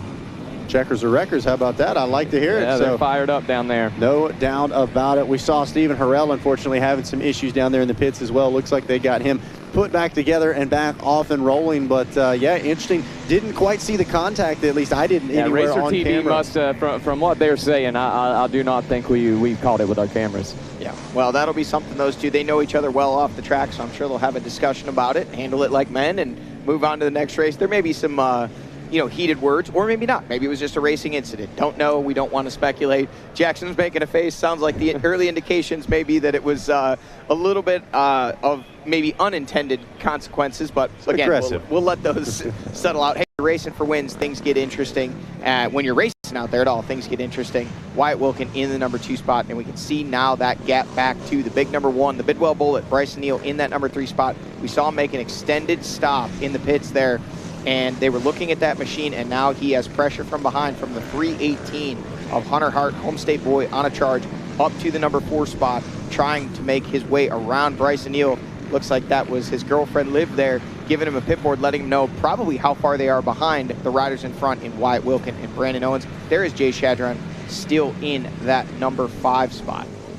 Yeah, no doubt about it. A podium would be great for Hunter Hart, but I know that's not the main goal. His focus is to try to be in the center of the box. But, man, you see Owens in that last camera shot right there. It's going to be hard to track him down. And, guys, I've mentioned it before, and I know you guys can see it on screen. Brandon Owens is so quick in those tree-to-tree tight sections. Absolutely insane. And we saw it just there again. It's almost like he thinks he has a force field around him, and he can't hit trees. Here we go. Bryson Neal. Still trying to hold off. That must have been Wyatt Wilkin. They were in very similar gear. Okay. I may have mixed that up. That might be my bad.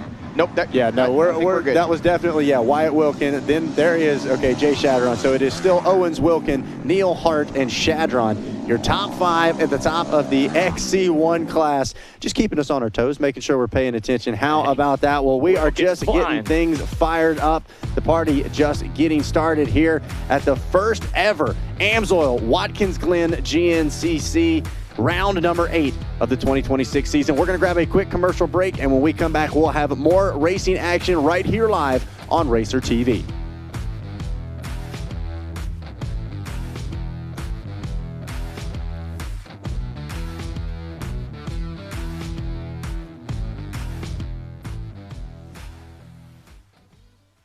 Don't let waiting in line for service sideline your machine. Eliminate the wait and save money by doing it yourself. AMSOIL makes it simple, with oil change kits that include exactly what you need in one convenient package. Choosing the right kit is also simple.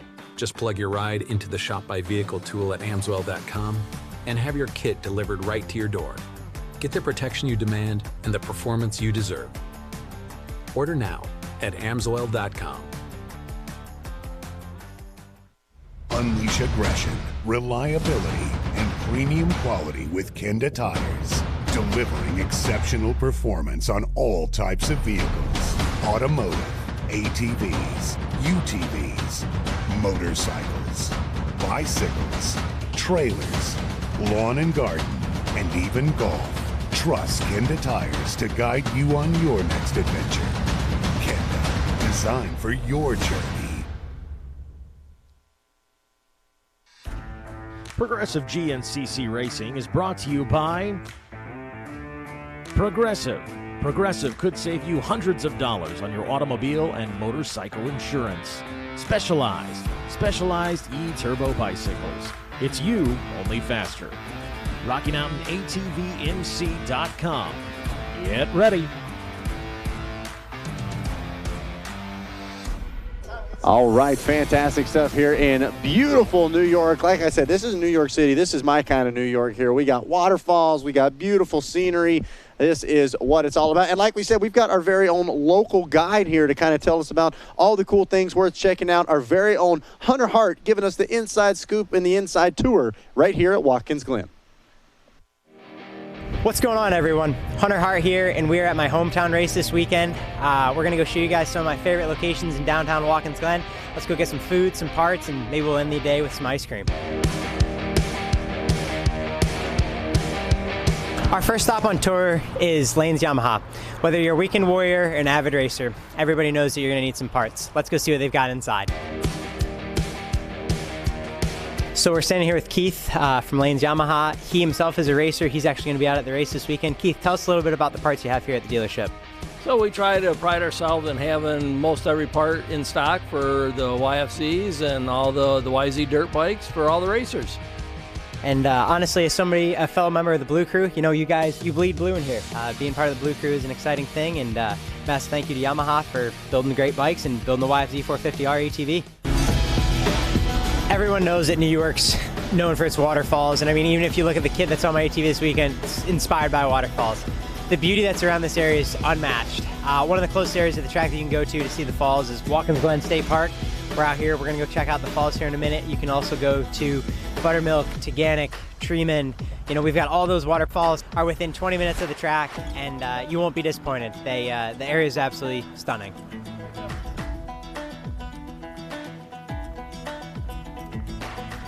We're down here in the heart of Watkins Glen, where racing is everything. I mean, the race course used to go through downtown here, and the crosswalks are checkered flags. I mean, we've got fans going by, rolling by right now, and a race weekend starts with a good dinner. And right now, we're headed over to Gelando's Restaurante to get us some chicken Alfredo and fuel up for a busy race weekend.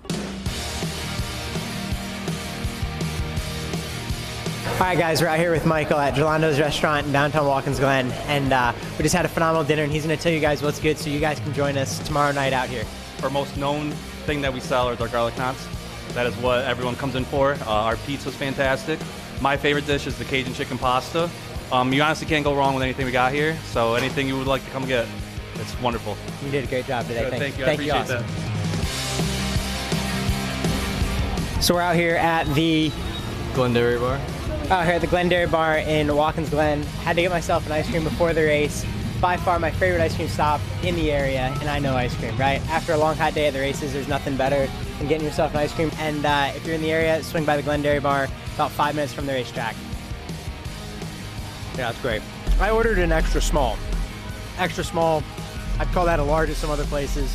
We're gonna definitely come back here after the race and get more black raspberry twist. That's delicious.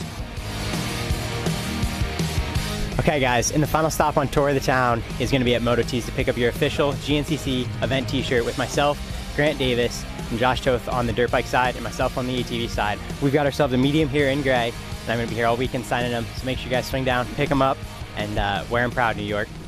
Man, see Hunter Hart, the New York boy, showing us around a little bit, and look at this, Brandon Owens already right back on screen here from the FMF PowerPoint. But yeah, as I was about to say, he showed it to us right there. I haven't got a chance to go out to that Watkins Glen State Park, but I've heard all kinds of cool stuff about it, including 19 waterfalls in like 2 miles. Yeah, could you guys rewind for that ice cream place real quick? I was trying to write that down, didn't quite get the name of it. Blackberry Swirl or something like that. They had my attention, but has my attention right now. There was Brandon Owens, Wyatt Wilkin, and look at that, Bryson Neal, and we'll throw Hunter Hart in that mix as well. Relatively evenly spaced, your top 4 all getting ready to go to battle as we approach the halfway point of this 2-hour-long race. Guys, we knew Hunter Hart was going to be on the way up, and this is exactly what we expected from him. Well, and it's worth mentioning, Bryson Neal has actually opened up a gap over Hunter Hart from when we had seen them a little bit ago. So Bryson Neal back on the charge, and looking at those gaps, at the completion of lap number 1, Brandon Owens had 5 seconds on Bryson Neal, and and then another 15 seconds back to Wyatt Wilkins, so 20 seconds. I just watched the race clock. Wyatt Wilkins has down to 10 seconds right now on Brandon Owens. So Brandon Owens absolutely flying out front, but Wyatt Wilkins is starting to track him down, and now far behind him, the big number one here is Adam McGill, the 521, doing some work on that 250R machine. I believe that's the one he calls Tony the Tiger, Tony the 250R. The ping not pinging anymore at this point. It went ping wall. Wall. We shouldn't say. We have no idea if it's the motor or what the issue is, but sad to see. I know the fans were excited to see Adam McGill out there on that antique machine, getting out there, getting the job done, putting it in the top 20 in Kentucky just a few months ago. That was a very admirable ride on that machine, and giving the fans what they want in his farewell season here in 2026. A fan favorite. We love to see him out there. You know, we'll see if he brings that machine out or a similar 250R machine. That's what I was about to say. I wouldn't count out the two-strokes out here for the season. I've heard there might be some big things in store coming up as McGill pushes it now over to the pit. But I've heard, the rumor has it, this isn't going to be the last time we see it. I at least want him to make it to Howard's Hole, even if he just parks it there for snowshoe. Yeah, like the one time we saw him do it before. We've got the 4-stroke down there. Now we just got to get Adam McGill on the 2-stroke down there. So the Gator breaking things down. Chatting it up. Probably thinks he's doing an interview right now. So you know what's crazy? Love to see it. Is I would rather blow up 10 450s to one of these. This is like going to prom and your date leaving with your best friend. This isn't fun. I would rather kick a door jamb barefoot than break one of these. But it's how it goes, man. I mean, we've got the best parts in it we can find, and some of the stuff just, you're dealing with 40-year-old parts. Bike ran good, it's working good. Shit happens, right? Big thing. So there it is, a broken machine and a broken heart for Adam McGill. Yeah, those are some strong analogies there. He really did not want that machine to tear up. And it shows his enthusiasm for that machine. You know, he loves that 2-stroke. He actually came into GNCC racing well after that era, but has just always had an affinity for 2-stroke. Used to live with us down in Florida, loved 2-stroke dirt bikes, loves 2-stroke ATVs. You know, he's a fan of those machines, and we love to see it. He embodies everything that GNCC history. There's no doubt about it. He is a big historian when it comes to it. No jokes aside, he's one of the few that he is more than willing to talk about it any time you want to talk to Adam McGill about old school GNCC racing. But we saw Lane McCormick making his way through, as well as Braxton Gross. So the two Honda boys still flying information. Yeah, it looked like that gap was a little bit closer than what it had been, but we'll have to wait and see when they check in with 2 laps complete. And now they have checked in with 2 laps complete. Let's check and see what that gap is. So actually, Braxton Gross was 40 seconds down when they checked in with 2 laps complete. So Lane McCormick opening up even more. Looks like, we're flashing back and forth, but there is Josh Merritt running in that 7th place spot in the overall. And now back to the front. Yeah, it looked like that was Owens, if I'm not mistaken. Owens and Wilkin are wearing similar gear. Really close. One has a little splash of color, and I'm colorblind, so it's not helping me out. Just now 1 hour into this race, and boys, I'm getting excited. This is shaping up to be a very good one. And Bryson Neal, he's still on the charge. The machine is holding up so far. We'll see. Can he make it back up to Owens? And if so, is there going to be any favors to Wyatt Wilkin? Yes, it is. It sure is. Here we go. Yeah, so we talked about the gap being down. So it was 20 seconds at lap number 1. When they checked in lap number 2, it was actually 16 seconds. Then deep here into lap number 3, we saw it down to 10 seconds. And now we're looking at 10 inches. Well, Brandon Owens talked about it just a little while earlier at how some of the pressure had been getting to him. We're going to see. Is it going to get to him right now with Wyatt Wilkin? It's going to be hard not to feel some pressure with a rider like Wyatt Wilkin. Man, he's been charging hard all day. That's actually who we thought was Brandon Owens just a little while ago, so we'll see. Yeah, you can see it. Now look at this. Owens opens it up just a little bit over Wyatt Wilkin in the number 2 spot. Be interesting to see exactly how far back Bryson Neal is, because he was not so far behind Wyatt Wilkin just a few camera shots ago. And question answered, Bryson Neal back in the fight, folks. He has reset. He has opened up a gap over this rider right here, Hunter Hart. Hunter Hart was on his rear wheels just a few miles ago, and when they checked in at scoring, Bryson had only 1 second over Hunter Hart, and you can see the gap right there. Bryson was 18 seconds behind Wyatt Wilkin. Now you'd say that's 10 or less, I would say. Yeah. Yeah, we'll see. If Wyatt Wilkin can make the move on Owens, that would be a big statement there for Wilkin. That would be hard for the rest of the crew to track down Wyatt Wilkin with him knowing that he has that lead. You know he's going to be charging hard, and then that allows Owens to fall back into the grips of Neal. And like I was saying a minute ago, Neal might have some favors to return. Well, and I'm telling you what, I'm interested to see over this next lap how things tighten up, because we've heard the lap riders are out there, but even some of our riders in the ATV say it's just like you hit them all at once. As we see Wyatt Wilkin on screen, could that work to his advantage for closing up? Wait a second. So no, that was still Owens out front. Owens, okay. Wilkin, and there is Neal. Gonna have to talk to the Moose guys, get some different gear going here. All three, and Bryson's gear isn't all that different, but at least he's on a blue machine. You can tell the difference. Fair enough. So, and there is Hunter Hart there. Let's see if Hunter Hart gets out of sorts like Bryson Neal did. No, Bryson Neal getting some huge kicks through there, never letting off the throttle. Hunter using that size to his advantage. Meanwhile, as far as momentum goes, coming into this round with 2 wins under his belt, Wyatt Wilkin got to think the winds of change are blowing his direction. We were able to catch up with the number 5 headed into Watkins Glen. When we were biking, honestly, like, this is so sick. Like, just being able to hear the cars the whole entire time, like, I don't know, I'm a motorsports like enthusiast. I like anything with a motor. So like when we were out there, I was like, man, that's awesome. Like you said, like there's multiple things going on. So that's exciting. I'm hoping I don't hear them. I don't think I will, to be honest. There's a couple spots that we're pretty close to it, but I think you're so in the zone. I think we won't even pay attention to their rounds. I think getting involved with these other big names, other big sports is going to help GNCC a lot. Everybody knows what NASCAR is, but there's a lot of people that don't know what ATV racing is or cross country. So maybe us getting involved with the NASCAR community would like bring more sponsors, more people, and I think something like this is big for the GNCC racing. Obviously, when you win, you have pressure. Like everybody's like, man, do it again, but I'm having fun, man. Like in between each weeks, I'm just like, just do my same thing. Still enjoy riding my four-wheeler. It's not like I come here and I'm like stressed completely out or whatever. Obviously, yes, I want to win, and there is that extra pressure, but man, at the end of the day, I'm riding a four-wheeler, and I'm lucky to be out here and doing this, so I just enjoy every part of it.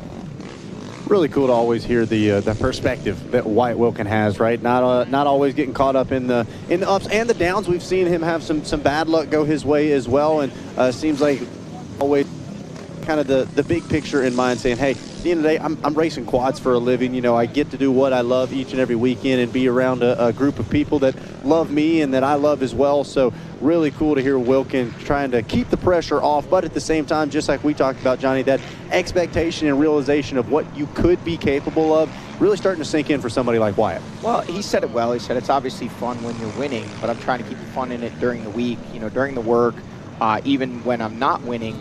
And the reality of it is, Wyatt Wilkin, we've seen how dangerous he can be when he's having fun and enjoying himself.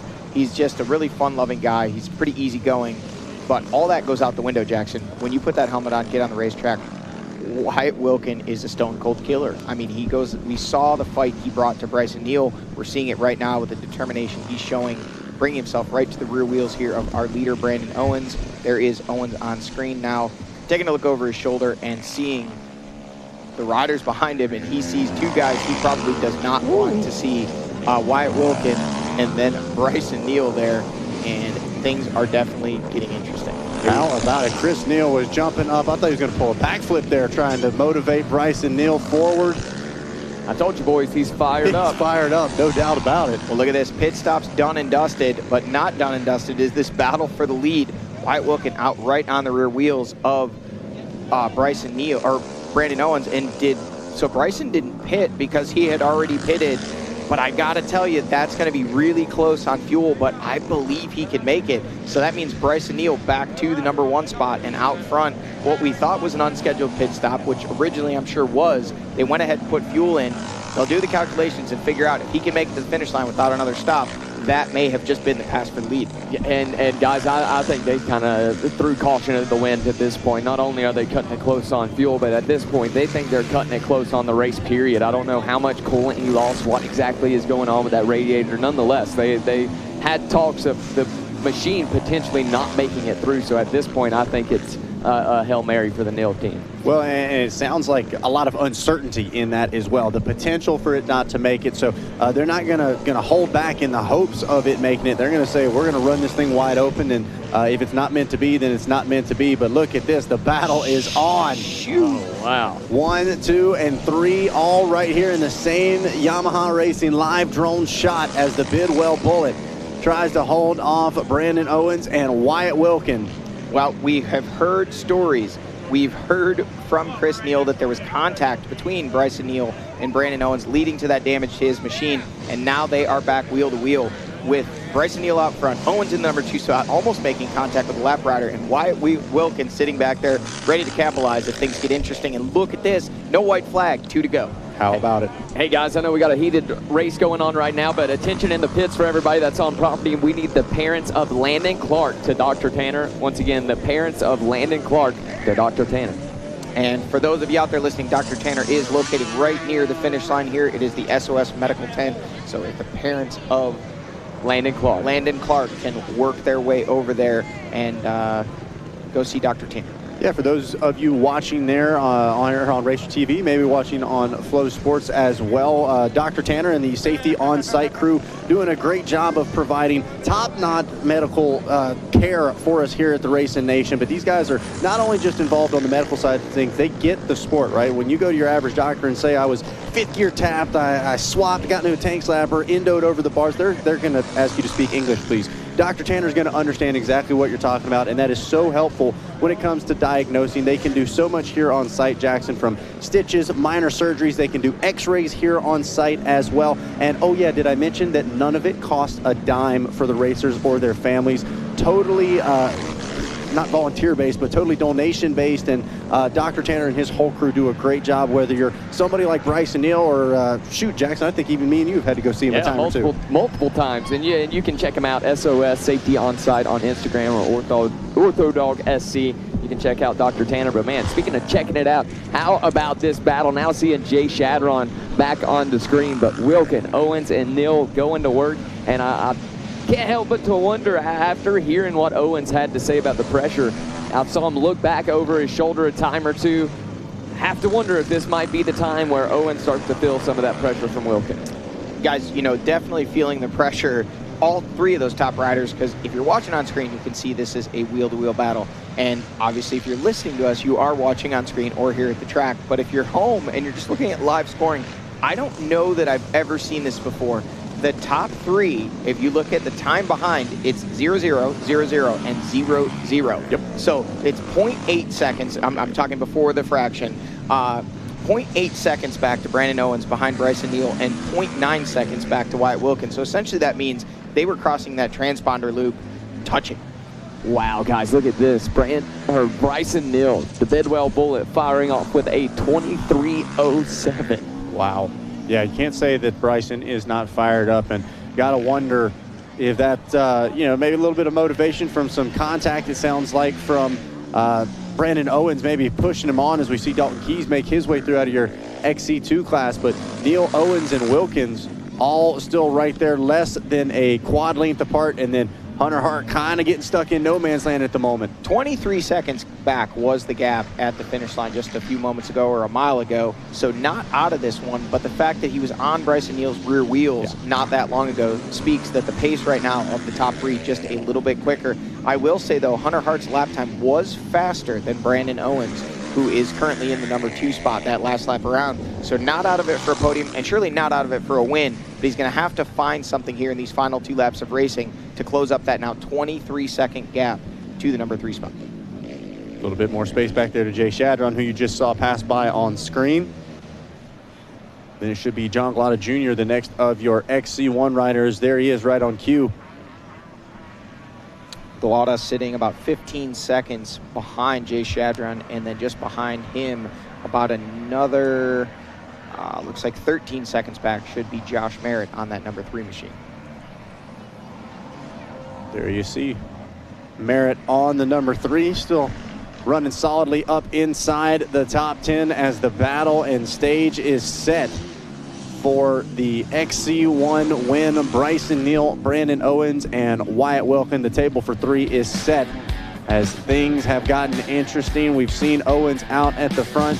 We saw Neal in the pits with a little bit of issues. We got our inside scoop from Jackson Burrell and Chris Neal letting us know what happened. Wyatt Wilkin just trying to stay clean of the action. He just wants to go 3 in a row and keep it simple. How is it all going to shake out? Anything possible, not to mention the lap riders only going to get thicker from here at Watkins Glen Raceway. This is the first time, so everybody wants to say that they were here the first time we went racing at Watkins Glen Raceway. The 2-lap card is out. How's it all going to shake out? We'll find out when we come back right here on Racer TV.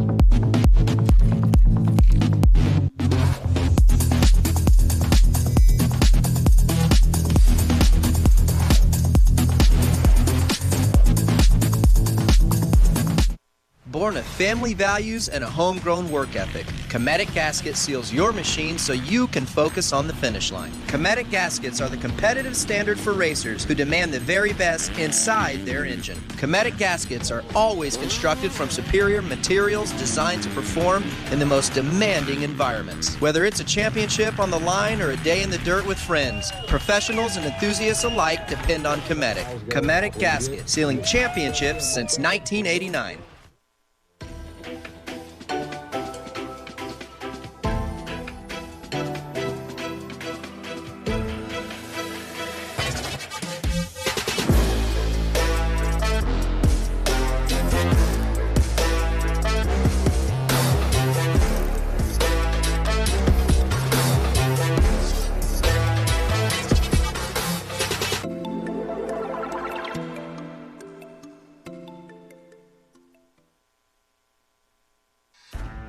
Progressive GNCC Racing is brought to you by Progressive. Progressive could save you hundreds of dollars on your automobile and motorcycle insurance. Specialized E-Turbo bicycles. It's you, only faster. Rocky Mountain ATVMC.com. Get ready. All right, everybody, like we've been saying, a historic weekend here at Watkins Glen, and we're going to have Jared Bolton take you through it. All right, everybody, Jared Bolton here. Welcome to Watkins Glen International. We're going to take a lap around the actual racetrack here. It's going to be really, really cool. And you know what? We're going to talk a little bit about the history of this place. Opened up in 1956. NASCAR came here the first time in 57. Well, guess what? It's 2026, now GNCC's here. Oh, that's a little bit different than what we got behind us, but let's see what we're missing out on while we're out in the woods. All right, we've made our way over to the famous S's section of the racetrack here at Watkins Glen. This is probably one of the most infamous parts of the racetrack here. You look at it, it drops down the valley, then it goes straight up the hill, back and forth. 40 feet of elevation change. May not sound like a lot by some GNCC standards, but guess what? That's like us coming up the mountain at snowshoe when you compare it to auto racing. Really cool section here. And you can see where the track's grooved in. These guys are hugging the inside, back across the other side of the track, back across again. Really cool section here. And guess what? These guys are absolutely hauling the mail up this thing. Once those guys get out of the S's, they're headed up the backstretch, wide open. I clocked one of those IMSA cars at 172 the other day coming around here. Really super fast section. And guess what? You're going from wide open to down on the binders, locking it down, hitting these insides of the chicane. Watkins Glen calls it an inner loop. Yeah, dirt bikers, we're gonna call it a chicane. We know what it is. Really awesome section here, always a fan favorite, and you can see how hard these cars hit. Get on the rumble strips, bottom out on the pavement, back on the rumble strips again. Always a fan favorite over on this side of the racetrack. This is where the track splits. IMSA, some of the other sports car type races, they go this way, go down into the boot. Guess what? We're racing down off beside the boot. Literally, I can hear people riding their e-bikes down on our racetrack right here. NASCAR, they actually go this way. And guess what? Those guys are freaking hauling the mail coming from the chicane down around this piece, headed up that way. And the guys that are going and riding the boot, I can't imagine dropping off this elevation change at the speed those guys do.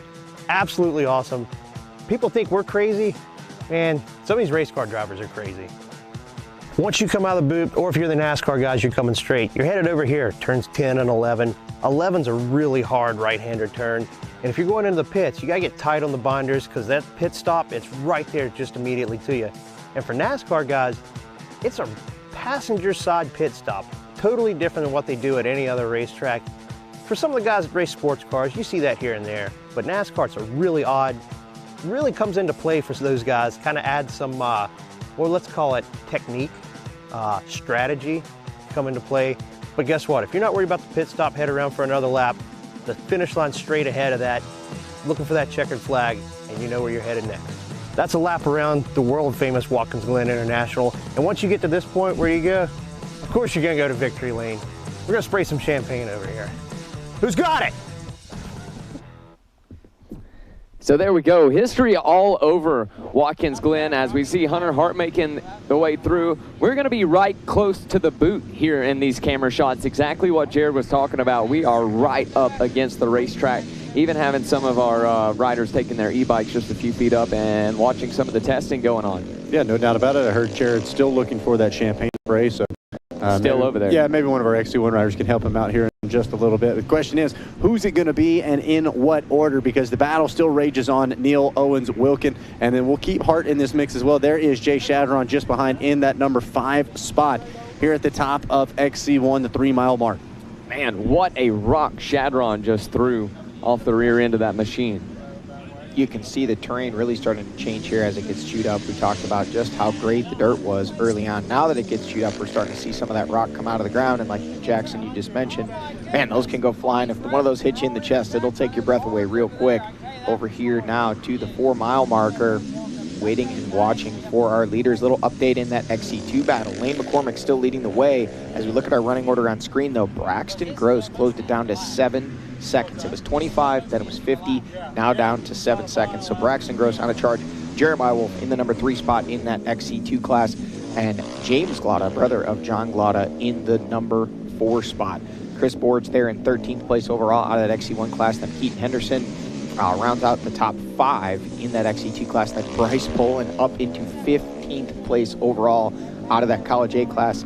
Talon Stout, another XC2 rider. Harrison Lindsay, looks like he was sitting about 18 seconds behind in that College A battle.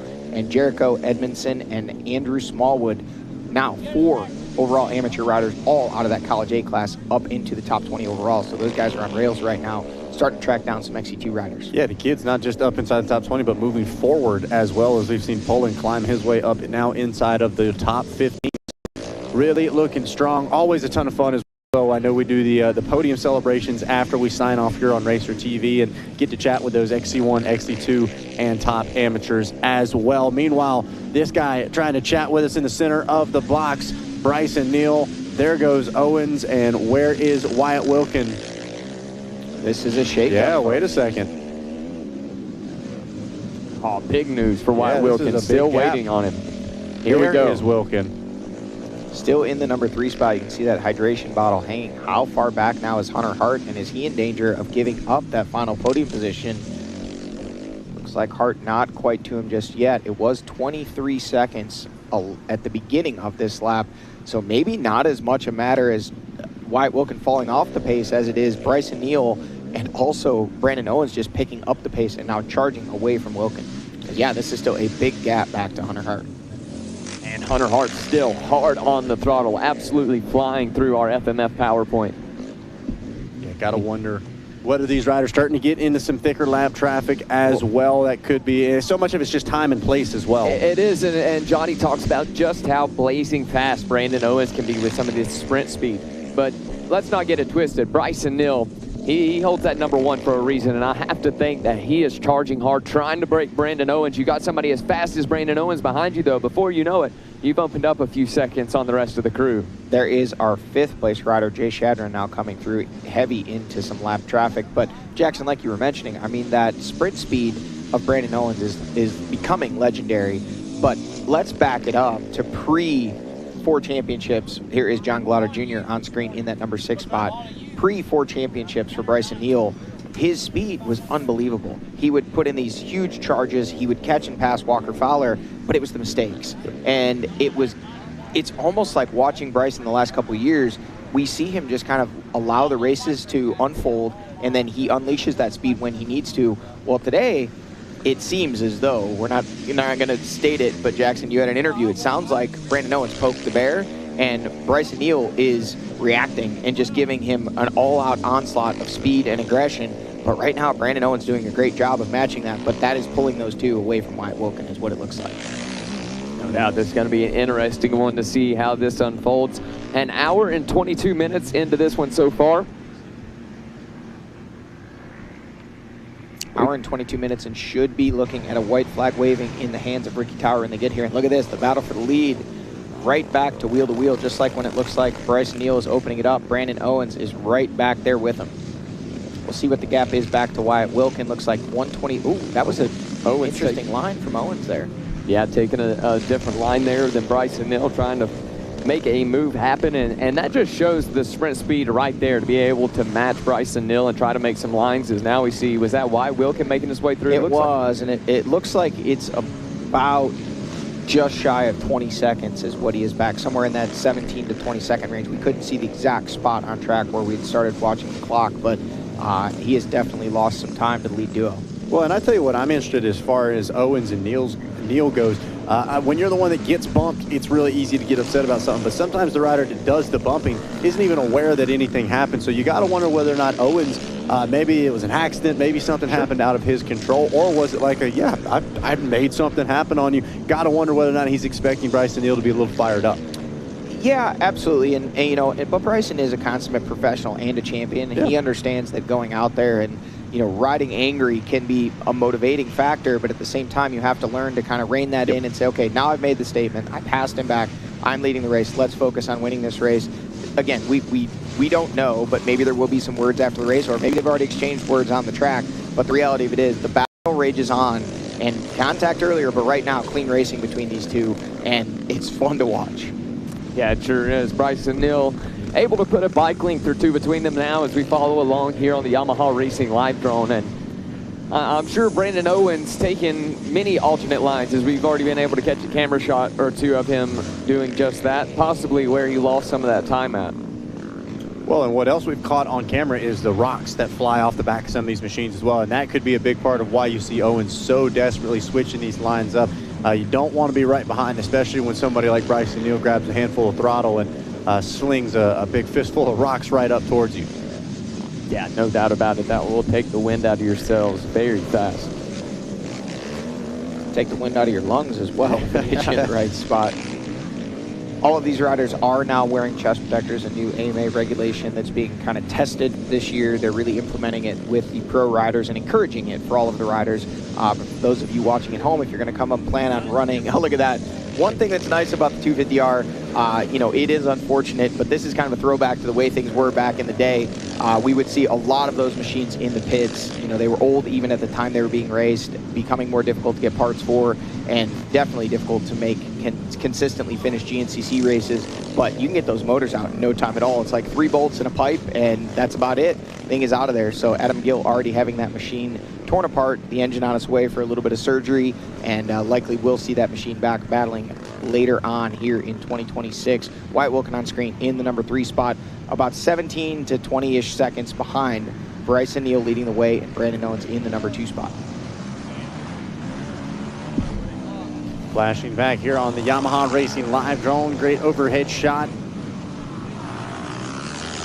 As you see, even listening to Jared Bolton earlier today doing the course description, talking about how you kind of pop in and out of some of these woods sections when you're in the woods. He even said it feels like you're deep in the woods where there's nowhere you can go, but give it just a minute or so and you'll pop out into another field section. So really cool the way, just like Johnny had mentioned, first ever time here on property for off-road racing, and the way they've carved out these Watkins Glen trails. Yeah, it is super cool, Zach. Watching now, there goes our leaders. Still Owens trying to track down Bryson Neal. And now taking a flashback to Wyatt Wilkin to see still not gaining much time as we continue to wait for him, possibly losing just a little bit. You can see just how many lap riders he is having to navigate. Now these riders stopping in alternate lines, trying to let Wyatt Wilkin around, but actually momentarily almost blocking his way. But again, Owens and Neal both having to navigate those same lapped riders just a few moments ago. So definitely the big turnout. It's great for the sport. It's great for, you know, the racing. So many people exposed to in what many people would say is the best off-road racing series in the world. Riders haven't had the opportunity in the last 7 years, but it does create a unique set of challenges for our leaders because a lot of these riders have never seen riders at quite this pace. The pros in Iowa and D6, very fast riders in their own right, but when you get into a Bryson Neal, you can see right here, Bryson Neal, Brandon Owens having to come almost to a stop to allow that rider to get out of the way. It's just a completely different set of challenges. Well, and I tell you what, Brandon Owens not in a terrible spot right now. He's got the guy he's trying to beat just in front of him, and he's letting him do the work. Bryson Neal gets to worry about running up the back of these lap riders. As soon as they move out of the way, he's close enough to be able to slip right in behind him. So Owens definitely holding that pace, pushing, trying to kind of flirt with some lines around Bryson Neal, but you got to wonder how antsy he really is to try to make this pass happen as they continue to pick their way through lap traffic, and you see Neal at least for that split moment put a couple more bike lengths between them as they yo-yo back and forth. Yeah, it seems right now watching that Bryson Neal has kind of settled into a pace, but Owens surprisingly is just looking very calm back there in the number 2 spot, and that may be a function of what you're saying there, Zach. Like he just sees, hey, Bryson's having to go ahead and, you know, make all these passes, get around all these left riders. Once he passes them, as long as Brandon Owens is close enough that they don't try to pull back in, you know, that could become a problem, obviously, if Bryson Neal's able to put a lapper or 2 or 3 or 4 between he and Brandon Owens in the number 2 spot. That's where you can start opening up gaps. But right now, Owens is staying close enough that those lap riders take a look back, and the work's done. They know he's there. They just wait, let him come by, and he's right back on the rear wheels of Bryson Neal.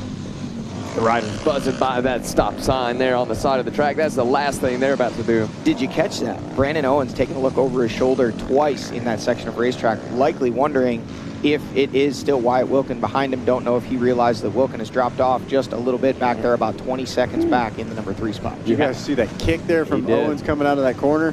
Yeah, I'm sure when he takes those look backs and sees that there's no immediate pressure, that has to give him a little bit of a confidence or a sense of security here. So we'll see, can Owens turn it up a few notches? He's going to have to if he wants to get around somebody like Bryson Neal. Oh, that was a very angry Bryson Neal. He wanted that water bottle and was not able to reach it.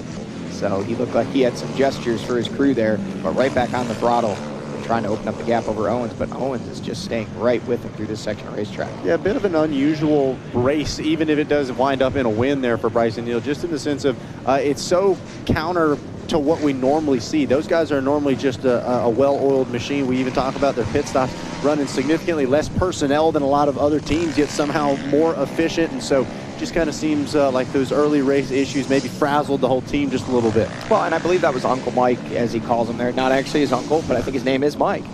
So it was, you know, one of those, okay, there is Wyatt Wilkin. For a minute, I thought it was Brandon Owens again.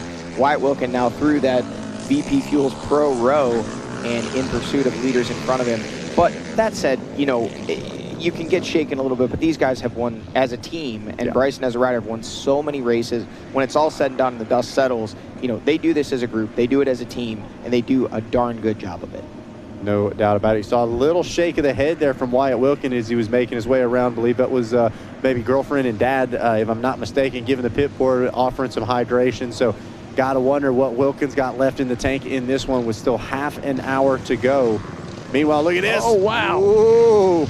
Up the inside, Brandon Owens still not able to get the job done, though. Bryson Neal able to retaliate and holds on to the lead, at least for now, kicking up some dust as they make their way through. Can Bryson continue to hold on and fight off Brandon Owens? It looks like Bryson has been able to get that machine back to top notch, at least for the situation that he's dealing with right now. They were saying that it was either going to be a make it or break it, and as the white flag is flying, it looks like B. Neal very well could make it here in this one, boys. Well, here we go. This one's going to come down to the wire as the white flag waves. Bryson Neal and Brandon Owens mano a mano at the top of the XC1 Pro field. What a great race it has been so far, and what a way to welcome GNCC to right here at Watkins Glen. There's no doubt about it, Zach. Round number 8 here, hosted by the beautiful Watkins Glen International Facility. So much history here in the local area at Watkins Glen. So much history right here at Watkins Glen International. and we might see just a little bit more made here today. No doubt about it. Look at this now as Andrew Smallwood holds on to that final spot inside the top 20. We'll continue to watch and wait as that refreshes. They make their way through the finish line to grab that white flag from Ricky Towery. Meanwhile, we are locked in here at the top of XC1. The Yamaha Racing Live Drone doing a fantastic job of getting you all the race shots. Look at that, Bryson Hill taking a look over his shoulders to see that Brandon Owens is still there. However, B-Nil able to put a few bike links between them. So here we go. Things getting heated up as the Yamaha Racing Live Drone stays high up in that New York sky. Wilkin in third, Hart and Shadron still back there in the fourth and fifth place spot, just trying now to reel in your top three. Now seeing what should be Wilkin and Hart.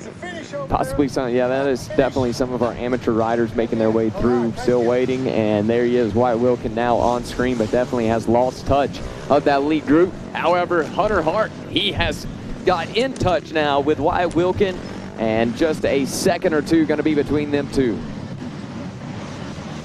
So continuing to watch as we are just about a minute and 34 seconds, or excuse me, an hour and 34 minutes into this 2-hour-long race as things getting fired up. Don't forget, if you're watching here on Racer TV following this ATV Pro race, we'll take a brief intermission, then we will actually come back on racertv.com live for our bike youth race, going to be coming up a little later this afternoon due to the racing schedule that we've got this weekend, because so many people are hanging out with us this weekend.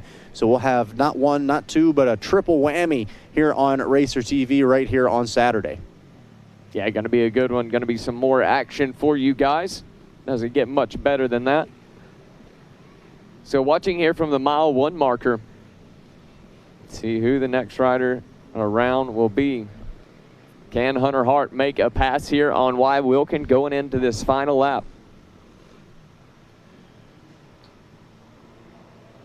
And here we go, Wyatt Wilkin now on screen aboard that number 5 machine, but still some company from the 318. Can Hunter Hart get up on the podium here in the home state? You know that that's what he has his sights set on, and this has been a hard-fought race. I talked about it earlier in the show at how it seems like some of the ones that we expect to come easier to Hunter Hart wound up being some of the hardest fought races for him, and getting up into that 4th place spot, there's no doubt about it. Hunter Hart has fought hard, and he has fought very hard here in this one, and it doesn't look like he has any plans on stopping now, trying to pass Wilkin for that 3rd place spot.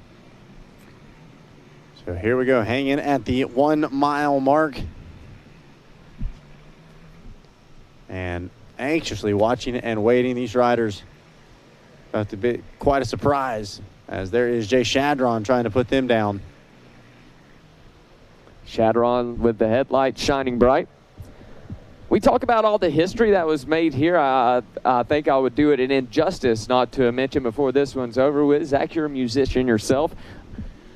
All the way back in 1973, right here where our pro row is, they had Summer Jam 73, as we see John Glotta making his way by on that Kyle Busch bike. Kyle Busch machine looking good on the M&M machine, as is a couple more. But as I was saying, Summer Jam 73 was held here on this property, right here where we're racing at.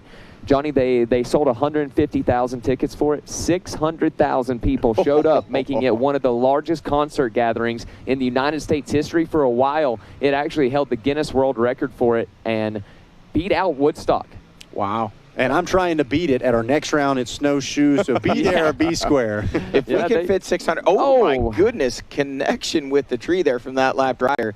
And that is one of the dangers of a new property. A lot of smaller trees can just grab at those front tires and pull you right out of the racing line. There is Bryson Neal leading the way, and Brandon Owens in the number 2 spot. Neal opened up more of a gap than we've seen here in recent miles, but a big gap opened up over Wyatt Wilkin as he is now fallen back into the clutches of Hunter Hart in that number 4 spot. So that is the battle over the final podium position as they run on track. No doubt about it. And yeah, you got to wonder, Owens right now, we've talked about the intensity, the pace that they were able to push The question is, how long is Owens going to be able to last that with Neal?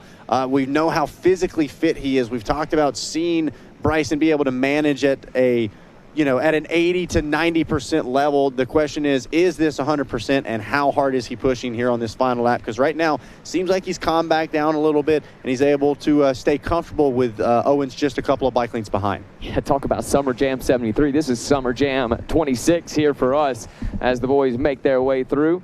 What I didn't finish from that, rumor has it, what kind of pertains to GNCC and here this weekend for us is, rumor has it there's supposed to be some of the cars that they couldn't get out still right here close to where we're racing out in the woods. So some cool stuff. But yeah, the boys, they are putting on the show here today. This is going to be a barn burner going into this final lap.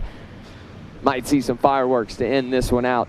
We've already saw it multiple times here today, Zach. We saw, look at this. Here comes Wyatt Wilkin now not seeing Hunter Hart behind him. There he is. Hunter Hart going to lose maybe a bike length or two, but he is still right there fighting for that podium spot. But as I was saying, we saw fireworks in our youth division earlier today. Jacob Smallwood trying to go for gold. He cut through the woods. He absolutely just mowed down some of our trees. And then on top of that, again, threw off the machine right across through the line. So it was been quite the day so far. What I'm getting at is I think we are going to be in for quite the finish here for our XC1 division. Yeah, to your point, a really creative final line in that final corner for Smallwood. Just came up short of the win, but certainly gave us something worth talking about, no doubt about it. So going to be fun to watch as looks like Bryson Neal, Brandon Owens, and Wyatt Wilkin continuing to kind of yo-yo back and forth just a little bit. I'm telling you, between the Wilkins and Hart area, I kind of putting the momentum on Hunter Hart at this point. It seemed like Wilkin had steadied it, but those last few camera shots, it seems like Hart has closed back in by at least 2 bike lengths. So we could see the 318 jump up and snatch a podium spot here in the final few miles of racing. Very well could. Some of our amateur riders really getting with it here through this section. Hey, I'll talk about fireworks here for the XC1. Might be for the XC2 as well, as Gross and Wolf now going to be the two battling it out for the top of the XC2 charts. McCormick's still going to be there, but now falling back to the 3rd place spot in class, 12th place on the overall charts. Yeah, and looking at those elapsed time and the gaps, look, McCormick back there actually still showing, there we go, now 4 laps complete.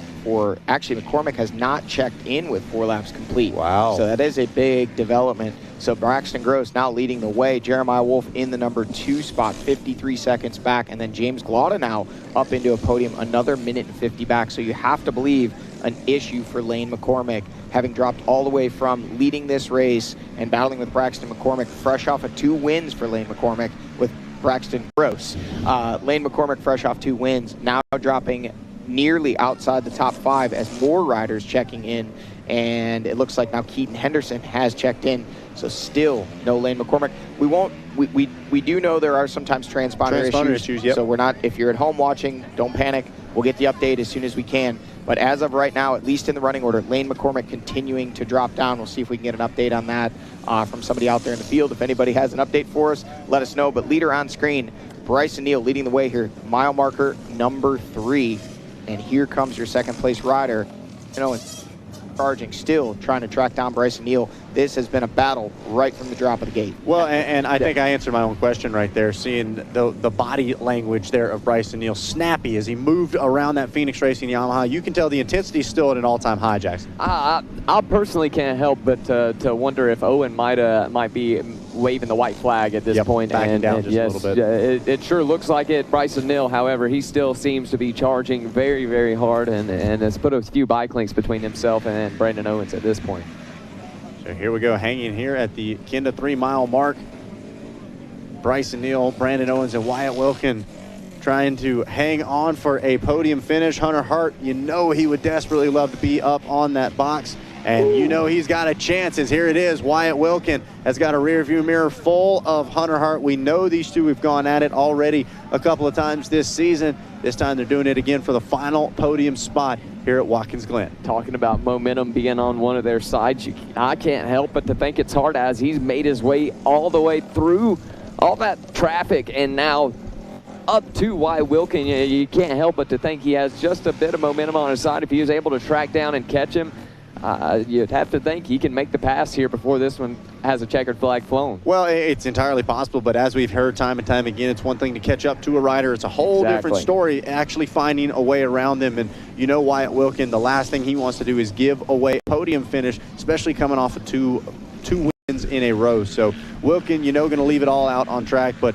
Hunter, they call him All Heart. There it is, Hunter getting ready to put the fight to the number 5 of Wyatt Wilkin. Jay Shadron still sitting back there in that number 5 spot. Should be popping in the screen here any second. There it is. Headlights let you know it's him. As we flash forward down to the FMF PowerPoint. I can't help but to think Hunter Hart possibly having a chip on his shoulder as well, as he's been the runner-up to riders like Wyatt Wilkin, and Wilkin getting so much love for taking those wins, and Hart right there.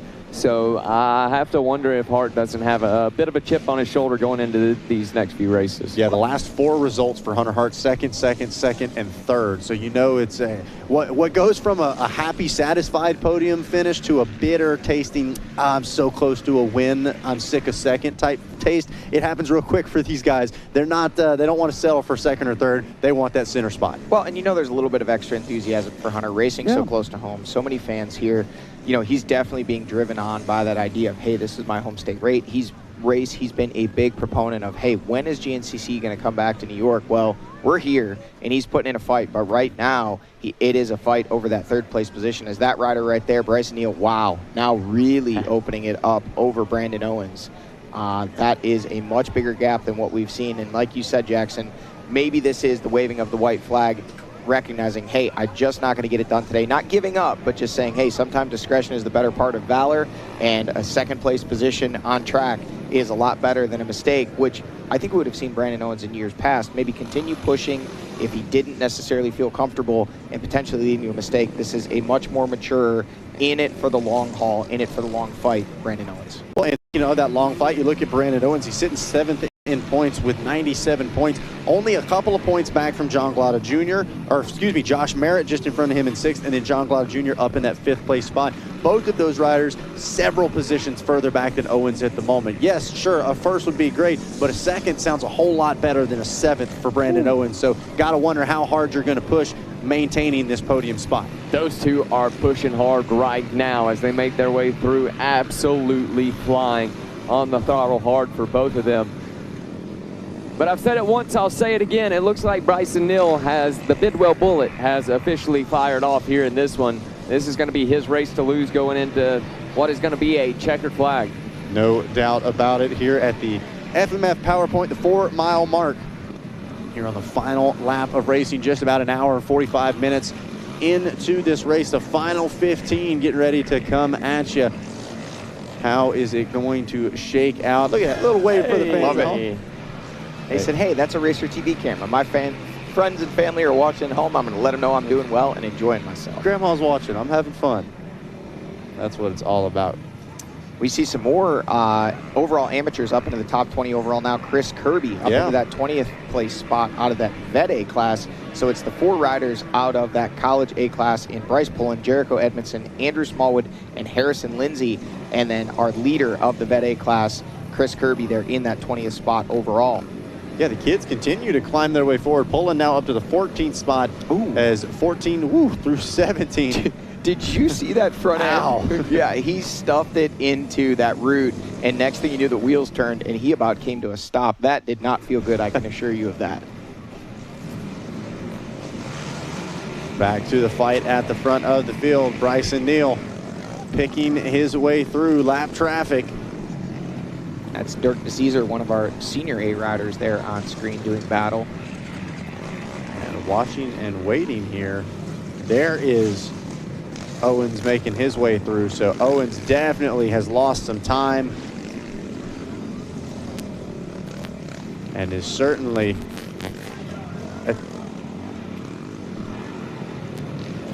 at this point certainly just trying to hang on to that number 2 spot physically on track.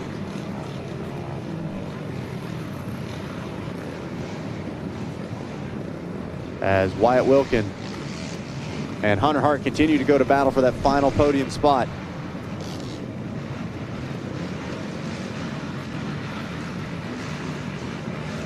Okay, here we go. Now Wyatt Wilkin on screen in the number 3 spot. And Hunter Hart in the number 4 spot. This is the battle over the final podium position here.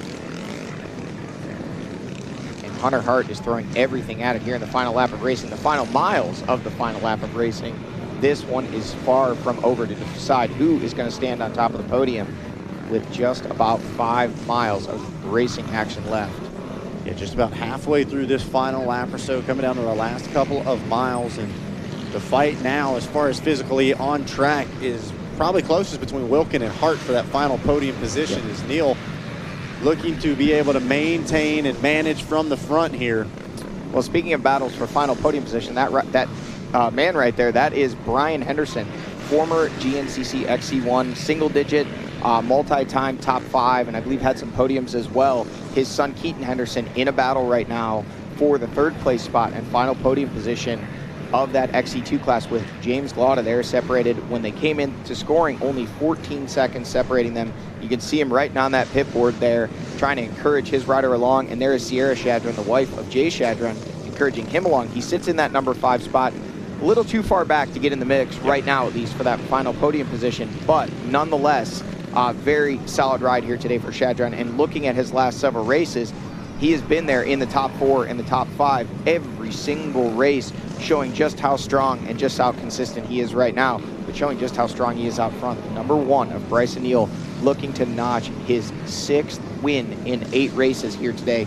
If he can get the job done, he is looking strong out front right now at the moment on that Phoenix Racing Yamaha. The big number 1 shining on his back, and he has a gap opened up over Brandon Owens. It's been virtually wheel to wheel the last several laps, but now Bryson Neal has put in a charge. Looks like Owens may be losing a little bit of steam. You know, don't know if it's an issue or just not able to maintain the pace, but still running very strong, very solid in that number 2 spot. And this would still be his best ride of 2026.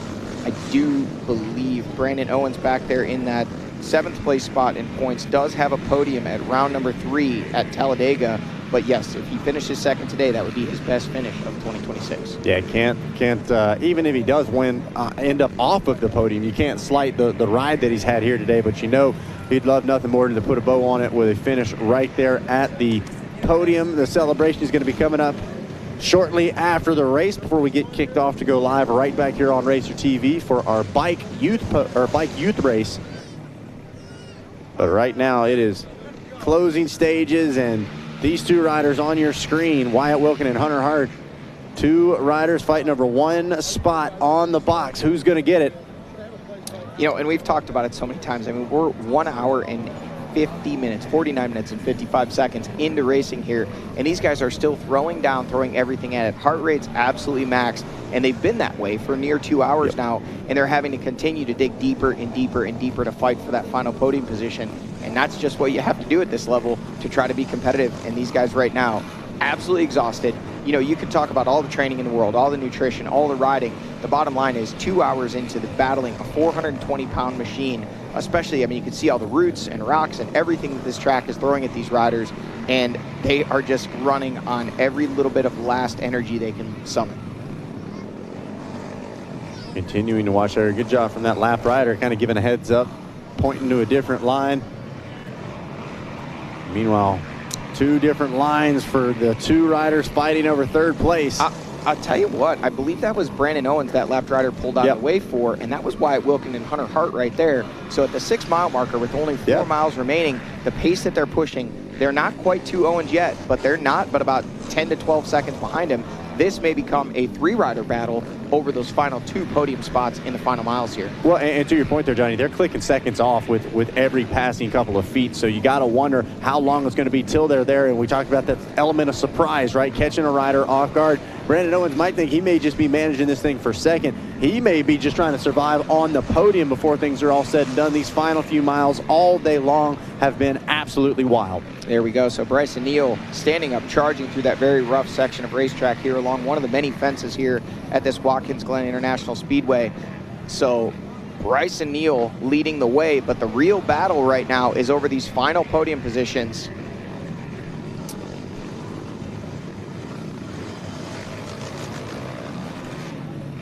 And looking here Neil still continuing to battle here, the elements and the lapped riders, but right now he has opened up a sizable gap over Brandon Owens in that number 2 spot. And Wyatt Wilkin, Hunter Hart in 3rd and 4th, charging, closing up that gap on Owens. We'll wait and see if we can get the battle back here from the Yamaha Racing live drone and see how close that battle has gotten. Is it a 3-rider battle over those final 2 podium positions, or is Brandon Owens still safe in that number 2 spot? Here we go. The Yamaha Racing live drone trying to strap in and hang on to Bryson Neal in these final few miles of racing. He's getting ready to make his way through the pits one more time. There you see the Phoenix crew cheering him on. And Bryson, man, got to believe this one's going to be a little extra sweet after a couple of rounds not going the way he would have hoped. You know it's going to feel so good to be able to get things back on track. And for Neal to be able to stand atop of the podium. Still got a couple of miles to go, though. Not going to give anything away quite yet. Anything possible here in GNCC Racing.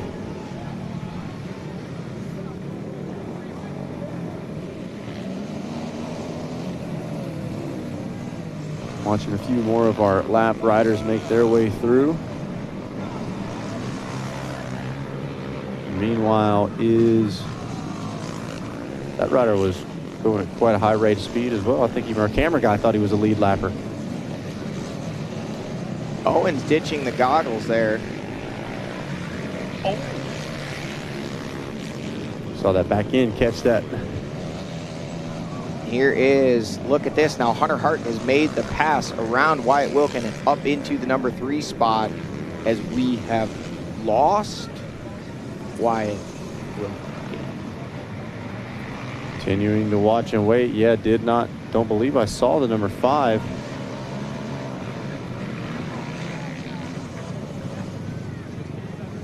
So this is a big shakeup potentially for the points.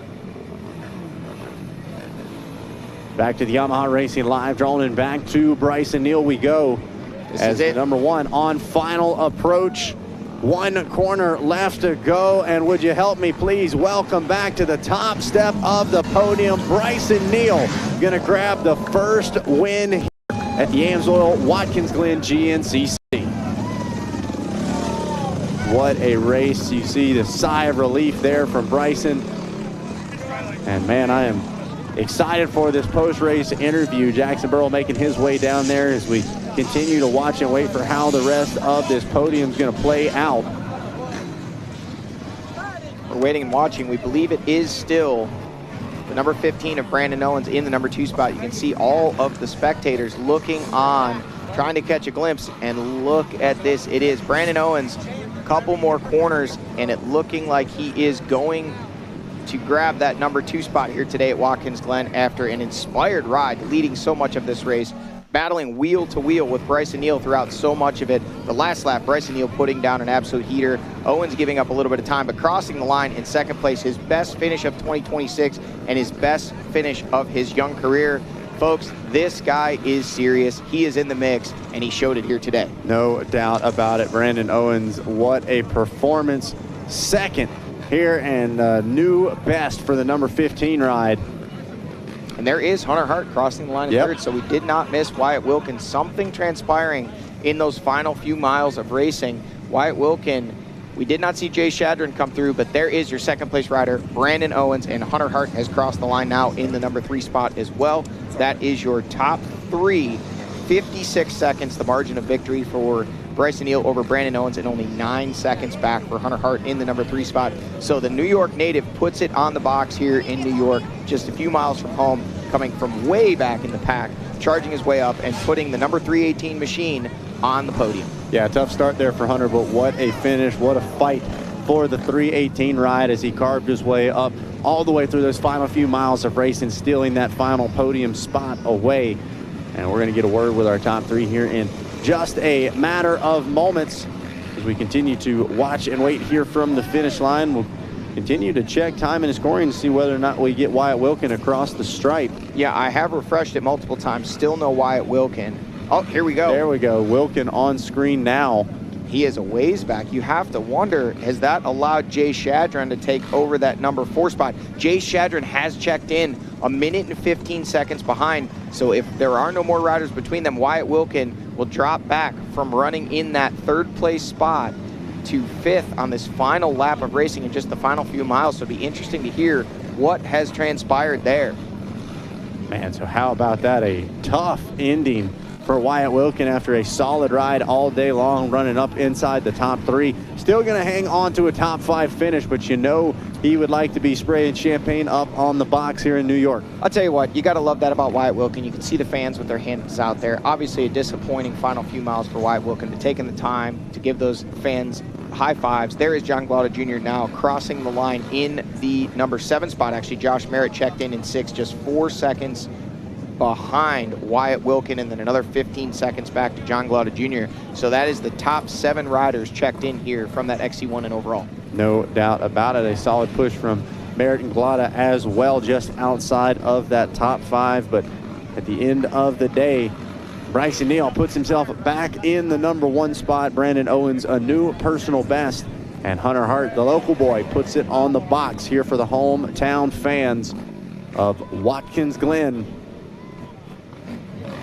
We do still have that XC1 winner to be determined, but when they checked in just a lap ago, Braxton Gross had a 53-second lead on Jeremiah Wolf, so we'll continue to wait and watch that. But it looks like our man Jackson Burrell is down there with the Bidwell Bullet. B. Neal doesn't look like he's quite ready just yet. Bryson Neal talking with some young fans, encouraging them for future GNCC racers and champions in their own right. As soon as Jackson is ready, we'll get a word with today's winner, Bryson Neal.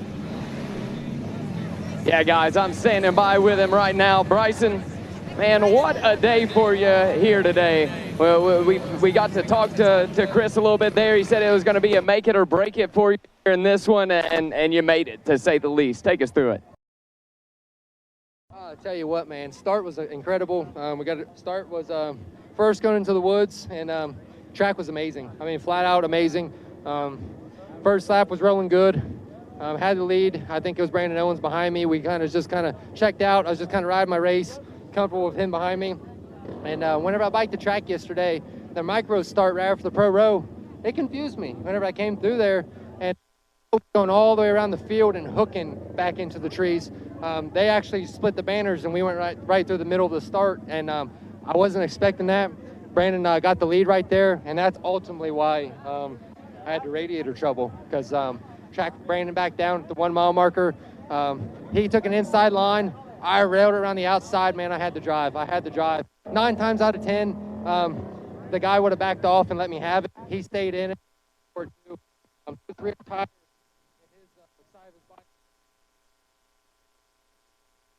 Went sideways, smashed my front plastic to the left. Radiator instantly just white smoke, just psh. And I thought I smelled fluid, and I was looked down, I stopped, and I was like, saw white smoke coming out, and I was just like, that's my race. It's my championship. I'm done. I'm not making it. You know, this is lap 2. Got the whole race left ahead of me. It's over. You know what I mean? I just thought my radiator was punctured. Pitted early.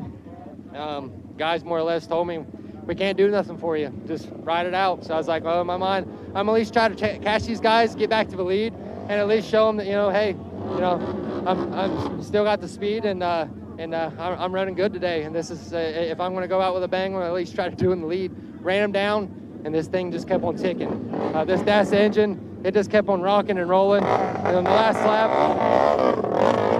last lap, man, I was just counting down the mile markers, and just super lucky to make it in and finish. The bike was super hot. It looks like the radiator cap, it got bent, got busted, and I was just slowly leaking fluid. So I'm lucky to finish this race. Yeah, no doubt, Bryson. Well, what a run for you, too. And because of the radiator issues, like you were saying, pitting early there, was there any thoughts about fuel going into those final laps? And it almost seems like it paid off for you at the end of it. What's your thoughts on it? It did. It only worked out because I was able to run them back down, but I didn't want to pit early. I wanted to do the 3-lap pit strategy. I felt like that was the right call today. I didn't want to pit a lap early and be tight on fuel mileage.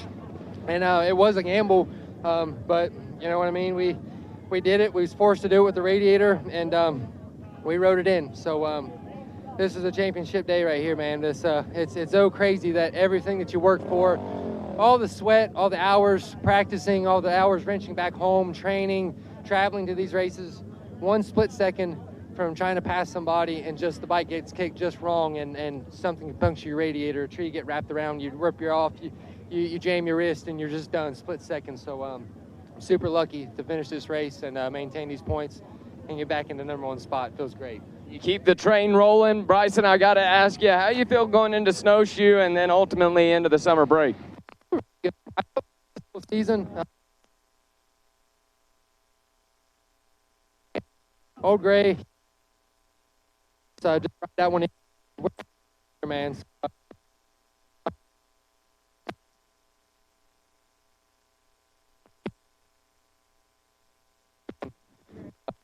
That race last year, he got the best of me. So I want to try to get it done this year coming up right here. So we're shooting for the mountain. We're going to try to conquer it. It was a make or break for him, and he made it all the way up to the top spot. That is your overall win, Bryson Neal. All right, great stuff there from Bryson. And, man, yeah, what a wild one, basically, that feeling everyone looking around there at the pit saying, hey, man, there's nothing we can do about it other than just go for it and hope that the thing hangs on. So Bryson absolutely sending it. And I like that saying, hey, if I'm going to go out with a bang, it might as well be in first place, right? So Neal hanging on to it, and shout out to that Phoenix Racing Yamaha for going the distance as well as they put their season back on the tracks and they put themselves back on the top step of the podium. As now we get ready for a new personal best. Brandon Owens finishing up in that second place spot, was in such a good position for so long, up inside that #1 or 2 spot, battling it out, and ultimately going to bring it in for a new personal best. You see our camera there zooming in on there you can see the tail of damage, and there is that bent radiator cap. It's actually the neck, it looks like, that is bent where the cap attaches to, allowing quite a bit of coolant radiator fluid out there. You can see it has bled all down over the radiator, which would make a ton of steam, but once that gets low enough, it will actually start to stabilize. Now, without the cap being sealed, if the machine gets hot enough, it will push, because it's not creating pressure, so it will push fluid out. But obviously enough is in there that the machine made it to the finish line, and he gave a shout out to that Phoenix Racing Yamaha, that DASA Racing engine that was able to get to the finish even low on or potentially out of coolant altogether. So what a ride from Bryson Neal, and we missed a little bit of that there. Things got a little choppy, but it sounded like he was very relieved and talking about just how much emphasis he is putting on conquering the mountain this year. So if you weren't excited enough about the action today, we're going to do it all again here in just another 3 weeks. Snowshoe, the final round before summer break. And Bryson Neal, many times the mountain has been his undoing in his season, and he's saying, hey, this year we're going down there to try to get the win. And I believe we are down at the finish line with Jackson Burrell and also our second place finisher, Brandon Owens. We sure are with the 15 machine, Brandon Owens, a career best for you here today as second place. You showed some real speed here all day long, Brandon. Take us through it from your point of view. Didn't really get to look at the track much before the race, and didn't really have much of a game plan. We just want to go out there and ride, not worry too much about where we were sitting in position-wise, and just what we did. Got a good jump, followed Bryson pretty much the whole first lap. He made a mistake over by pro pits, allowed me to slip by, and yeah, I just tried to run from there and hit my marks, and yeah, got away with it till we pitted. He slipped back by me, and I held on for as long as I can, but that big #1 was just creeping away. And Brandon, how does it feel to lead some laps there and be right there with Bryson Neal battling all the way down to the line? Different, but very, very fun. I had a very enjoyable day. Wasn't trying not to worry too much, and that's pretty much just what we did. Yeah, speaking of not worrying too much, we heard you there talking to Racer TV in some of your interviews about the pressure of some of this racing, and was that effective for you here today? It seemed like you were pretty cool, calm, and collected. Yeah, I've been kind of letting it get to me the past couple rounds, and just decided to come into this one with a new mindset. Just go ride. No doubt. Well, that's exactly what you did here today. Going to be rolling into Snowshoe here before the summer break, just a couple weeks away from Snowshoe. How you feeling going up to the mountain? Great. It's like 40 minutes from where I practice. Should be pretty good. Hopefully weather holds up for us, but yeah, we're pumped for it. All right, Brandon, anything else you'd like to say before we let you go? Should be good. He's getting the job done, man. Brandon Owens second place here today. All right, great stuff there from B. Owens. And, man, how about a new personal best? Got to be satisfied with that. At a brand-new course as well, so can't even say this is a strong place or a weak place for you. You just show up and do what you can do. Yeah, and he did almost enough to grab the win today and a career best performance, so that is something for him to hang his hat on. Also to build some confidence going into Snowshoe, where he says only 40 minutes from where he practices, very close to the Sturtevant Power Sports world headquarters there in nearby Elkins, West Virginia. So that will be a great round for that rider and that team for sure. And I believe, speaking of home races, we've got the man himself, New York's own Hunter Hart, third place today. He's down with Jackson Burrell. Standing by with HH, the local boy here, our third place today. Hunter, what a ride for you here today. I talked about it earlier in the show. I can't lie. We saw you all the way back there. I was down you a little bit, man, and you proved us wrong up here on the podium today. Take us through it. Wow. Yeah, dude. I mean, I had everybody off the line, and I don't know what happened. I don't know if I just got a ton of traction or something, and it bogged on me, actually. Like, if you watch, I'm sure if I watched real, I had the jump, and everybody kind of gained on me.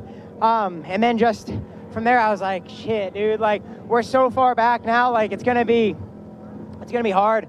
And I mean, I think I spent the first lap in 9th, which is not where you want to be on a track like this. And especially when Wyatt and Bryson are 1 and 3, like, you just can't spot them that. And I was like, you know, man, we're not gonna let this day go this way. And we dug, man, and just had to make a lot of lines and a lot of passes, and it was brutal out there. I mean, dude, it was rough. I knew the lappers were going to just be gnarly. Didn't expect them to be that heavy, and just had to move through. You know, I really wanted the win today, but you know what, man, we're still on the podium, still a good points day, and we're headed to Snowshoe where anything can happen. And I mean, the turnout here was phenomenal. Hopefully, this means that we get to come back next year. Love the facility though. I really just it was a joy to ride my ATV today. I got a pit board that I had a couple of the fast laps of the day, which was good. I just it was just hard to pass, you know, like it's just tough, you know. You can't 10th, you just can't do that, and I know that. And just, hey, you know what, a good day. You know, we're still third.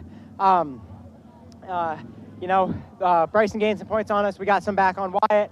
All in all, I'll take it, man. You know, we're headed into summer break. We're happy, we're healthy, and now I get to go home and go groom some trails in, because I hadn't touched them yet because I want to leave it rough for this place. But no, I'm excited to go home, and the short 15-minute drive will be nice today. I'm sure it has to feel so special to get to show out here a little bit in front of the home crowd. I've got to ask you, did you feel like momentum was on your side after working through that whole crew once you got up to Wyatt Wilkin? It sure seemed like it to me that the momentum was on your side. Oh man, we were closing in quick, man. Yeah, I was headed to the front one way or the other, and then unfortunately, dude, I caught a group of lappers and they just refused to move, which kind of pissed me off a lot, honestly. Like, I was like, guys, you're not in the race, and it just sucks, man. Like, I had it down to about 14 seconds at one point, and then after that it was 28 seconds, and you can't lose that much time and still be gaining on them. But no, I mean, like, hey, we're healthy, happy about it. Gonna take the short ride home, go to sleep, and we've got 3 weeks. We have to do it again. Hey, yeah, that's what I was just about to bring up. I know you talked about summer break, but we got one more race standing between us. We're going to be headed up to the mountain there in West Virginia. How do you feel going into Snowshoe? Man, even if I start dead last on the line at Snowshoe, I'm 5th. So we're 5 positions better than we were today. We're 6 positions than we were better at Powerline. So, I mean, dude, positive. That's what I like to be at. Snowshoe, you know, usually it goes a good year, bad year, good year for me there. And last year we had a bad year. So buckle up, boys. We're pumped for it. There it is, a podium for the hometown boy, Hunter Hart, with a 3rd place. All right, great stuff there from Hunter Hart. No, he was looking for that center of the box, but man, I know the hometown crowd is going to be pumped up to see the New York boy on the podium. Absolutely, you know, and he was obviously pretty pumped about the finish. Wasn't pumped with every part of the race, but he definitely put in a great charge coming from back in the pack like he did. A little bit spurred on by the home New York fans, and multiple times mentioned that 15-minute drive home, so he's pretty excited about sleeping in his own bed tonight. Yeah, absolutely. Well, we take a look at our specialized race recap here from round number 8, the AMSOIL Watkins Glen GNCC. A lot of eyes on kind of our top 3 to 4 riders or so. I mean, I think Wyatt Wilkin, a lot of people paying attention to, but everybody kind of looking at Bryson saying, how is he going to respond to not 1 but 2 weekends being off the top step? He was fighting for that whole shot up front early alongside Jared McClure. Wilkin a solid start, but Brandon Owens, I think, really turning some heads early on. Johnny, that sprint speed going to start to be something we associate with the number 15 early. Yeah, absolutely. He was picking this track apart better than the other riders early on, able to get to the front, and it was a great battle that we witnessed today. But in the XC2 class, it was Lane McCormick quick off the line, Braxton Gross in the number 2 spot, and a lot of carnage in that XC2 class today. Riders upside down, riders backwards, dragging banners along. It looks like Kenny Schick there on the number 27 machine, taking some of our track markers with him. But this one was a battle throughout most of the race as well in that XC2 class. But when it came down to it, Brandon Owens able to get out front and start opening up a gap. We saw, or we heard about a little contact between he and Bryson Neal. Bryson losing quite a bit of coolant there. But honestly, it looked like Brandon Owens just had a pace that was a little bit quicker than everyone else early on. We mentioned the sprint speed, and he started to open up a gap. But Bryson Neal responded after stopping, checking on that machine, making sure it was good to go, and they told him, hey, there's nothing we can do for you, just ride it. There you see right there, that is the discussion.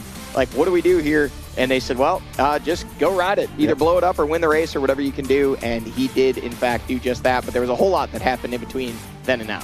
Yeah, it almost seemed like heading into the pit there was concern on, do I need to save the bike? When he found out there was nothing they could do, just send it. And that is that's some simple math there for Bryson Neal. And he did just that as he started to charge his way forward. Now, that pit stop set him up as an alternate pit strategy, which would ultimately slingshot him from, I believe, just in that 3rd spot up to the lead. And from there, Bryson can do what Bryson likes to do best, manage from the front. We were able to see him do just that. And this was the part of the race that got really exciting. We had 3 riders pretty much wheel to wheel right here like we see on screen, with Bryson Neal leading the way, Brandon Owens giving chase, and Wyatt Wilkin very much in the fight throughout the middle stages of this one. Here we see the 2-lap card is out. Lappers are thick, and these 3 are just glued to each other. At one point, only fractions of a second separating our top 3 overall on track and on screen. They're all in the same camera shot, but then Bryson Neal just digging deep. Perhaps he even said, just kind of spurred on by a little bit of wanting to prove a point. He didn't know if the machine was going to make it to the finish line because he had lost coolant, but he said, hey, if this thing's going to DNF, I'm going to do it from the lead position. You can see his frustrations actually coming out on some of his crew there, missing that bottle handoff. But Wyatt Wilkin charging, and then Brandon Owens brings the fight back to Bryson Neal, looking like he might make it right down to the finish. And here at the white flag, he was still right there. Then Bryson Neal on that final lap of racing, just really opening up a gap. 56 seconds, I believe, the final margin of victory. But Brandon Owens just kept digging through that last lap, trying to hold off the very hard-charging Wyatt Wilkin and Hunter Hart in the number 3 and 4 spots. Yeah, no doubt about it. Got to think as the checkered flag flew, it looked like Owens maybe thinking a 2nd place could be a lot better than overriding and potentially throwing a podium away. He would hold on for a new personal best, and then at the end of it, Hunter Hart able to make a quick pass happen on those final few miles to steal the last podium spot away. The last lap not going the way that Wyatt Wilkin was hoping for, dropping back a couple of spots. But at the end of the day, it was the number 1, the Bidwell Bullet of Bryson Neal, coming out on top of your XC1 class here at Watkins Glen Raceway. Well, how about that? What an incredible day. What an incredible turnout. We've been talking about it all weekend long, that Yamaha Racing live drone, giving you a great shot of it. I don't even want to begin to imagine the amount of people, the amount of campers, and the amount that could probably be saved with our friends over at Progressive Insurance. We take a look at your Rocky Mountain ATV top 10. It breaks down like this: Bryson Neal, Brandon Owens, and Hunter Hart, 1, 2, and 3. Jay Shadron, Wyatt Wilkin, Josh Merritt, 4, 5, and 6. John Glotto Jr., Jared McClure, Braxton Gross, and Lane McCormick. Your top 10 here from Watkins Glen, round 8. Yeah, and shout out to Lane McCormick there real quick. We had thought that he had dropped outside the top 5. Again, we did mention that it could be a transponder issue, and it looks like it was, as he finished in that number 2 spot in XC2, 45 seconds behind Braxton Gross. So that continues to be a battle for the points lead in that XC2 class, and they'll take it down to Snowshoe, and only 4 rounds remaining after that. No doubt about it. Yeah, I saw you jump up in excitement when we saw him on that top 10 chart. Glad we were able to see him hang on to that after such a solid start to the race. But Johnny, man, what are your surprises from this round? I think there was a lot of people catching our attention and a lot of people fighting to be the point talking away. I think my takeaways from today would have to be, just when it seems like the competition has Bryson Neal on the ropes, Brandon Owens showing great speed, sprint speed, Wyatt Wilkin, 2 wins in a row, and getting around Bryson Neal early on in the race there. And we talked about it, I talked about it. Is this the chink in Bryson Neal's armor? Bryson Neal responds back and says, no, thank you. I'm going to go ahead and keep clicking off wins. Does just that. Win number 6 on the season in 8 races. And to me, it's not surprising because it's what we saw so much of early on in the season, but just when it starts to look like we might be seeing things really shape up for the championship, Bryson Neal has a great day, grabs the win. Wyatt Wilkin back in that 5th place spot. That is going to open up that 17-point gap quite a bit more heading into round 9 at Snowshoe. No doubt about it. For me, we've got a 3rd, we've got a 2nd. If we're Brandon Owens now, there's only 1 spot left on the podium to try to grab, and I think he's more than capable of getting the job done as well. So Brandon Owens, going to be taking a lot of confidence away from this. Meanwhile, not the day that Wyatt Wilkin was hoping for, and got to think that final quarter of a lap or so, they're going to be going back and trying to figure out what went wrong, ultimately losing, I believe, 3 spots in the final few miles of racing. Yeah, dropping back from 3rd to 5th, that obviously cost him not only points, but maybe a little bit of confidence. We didn't get a chance to speak with Wyatt. Maybe we'll get a chance to talk to him before round 9 at Snowshoe and find out exactly what happened there. But definitely exciting action. And, man, this one was fun to watch, and it was great to be a part of. No doubt about it. Is it Snowshoe yet? That's about all I've got to ask. 3 weeks, baby. We're counting it down. Hey, is Howard's Hole open? That's the question everyone's asking. We'll know here in just a few weeks, and regardless, it'll be great racing action up on the mountain, and it can't come soon enough. No doubt about it. Well, a fantastic way to kick things off as far as the relationship between Watkins Glen and GNCC goes. Here's what we've got upcoming right here on Racer TV. Of course, we continue our coverage with our pro bike broadcast tomorrow at 12:30. J-Day continues out at Budds Creek for the Budds Creek Grand Prix on May 10th, all day long from 8 to 5, as well as, just like we talked about, GNCC back at 4848.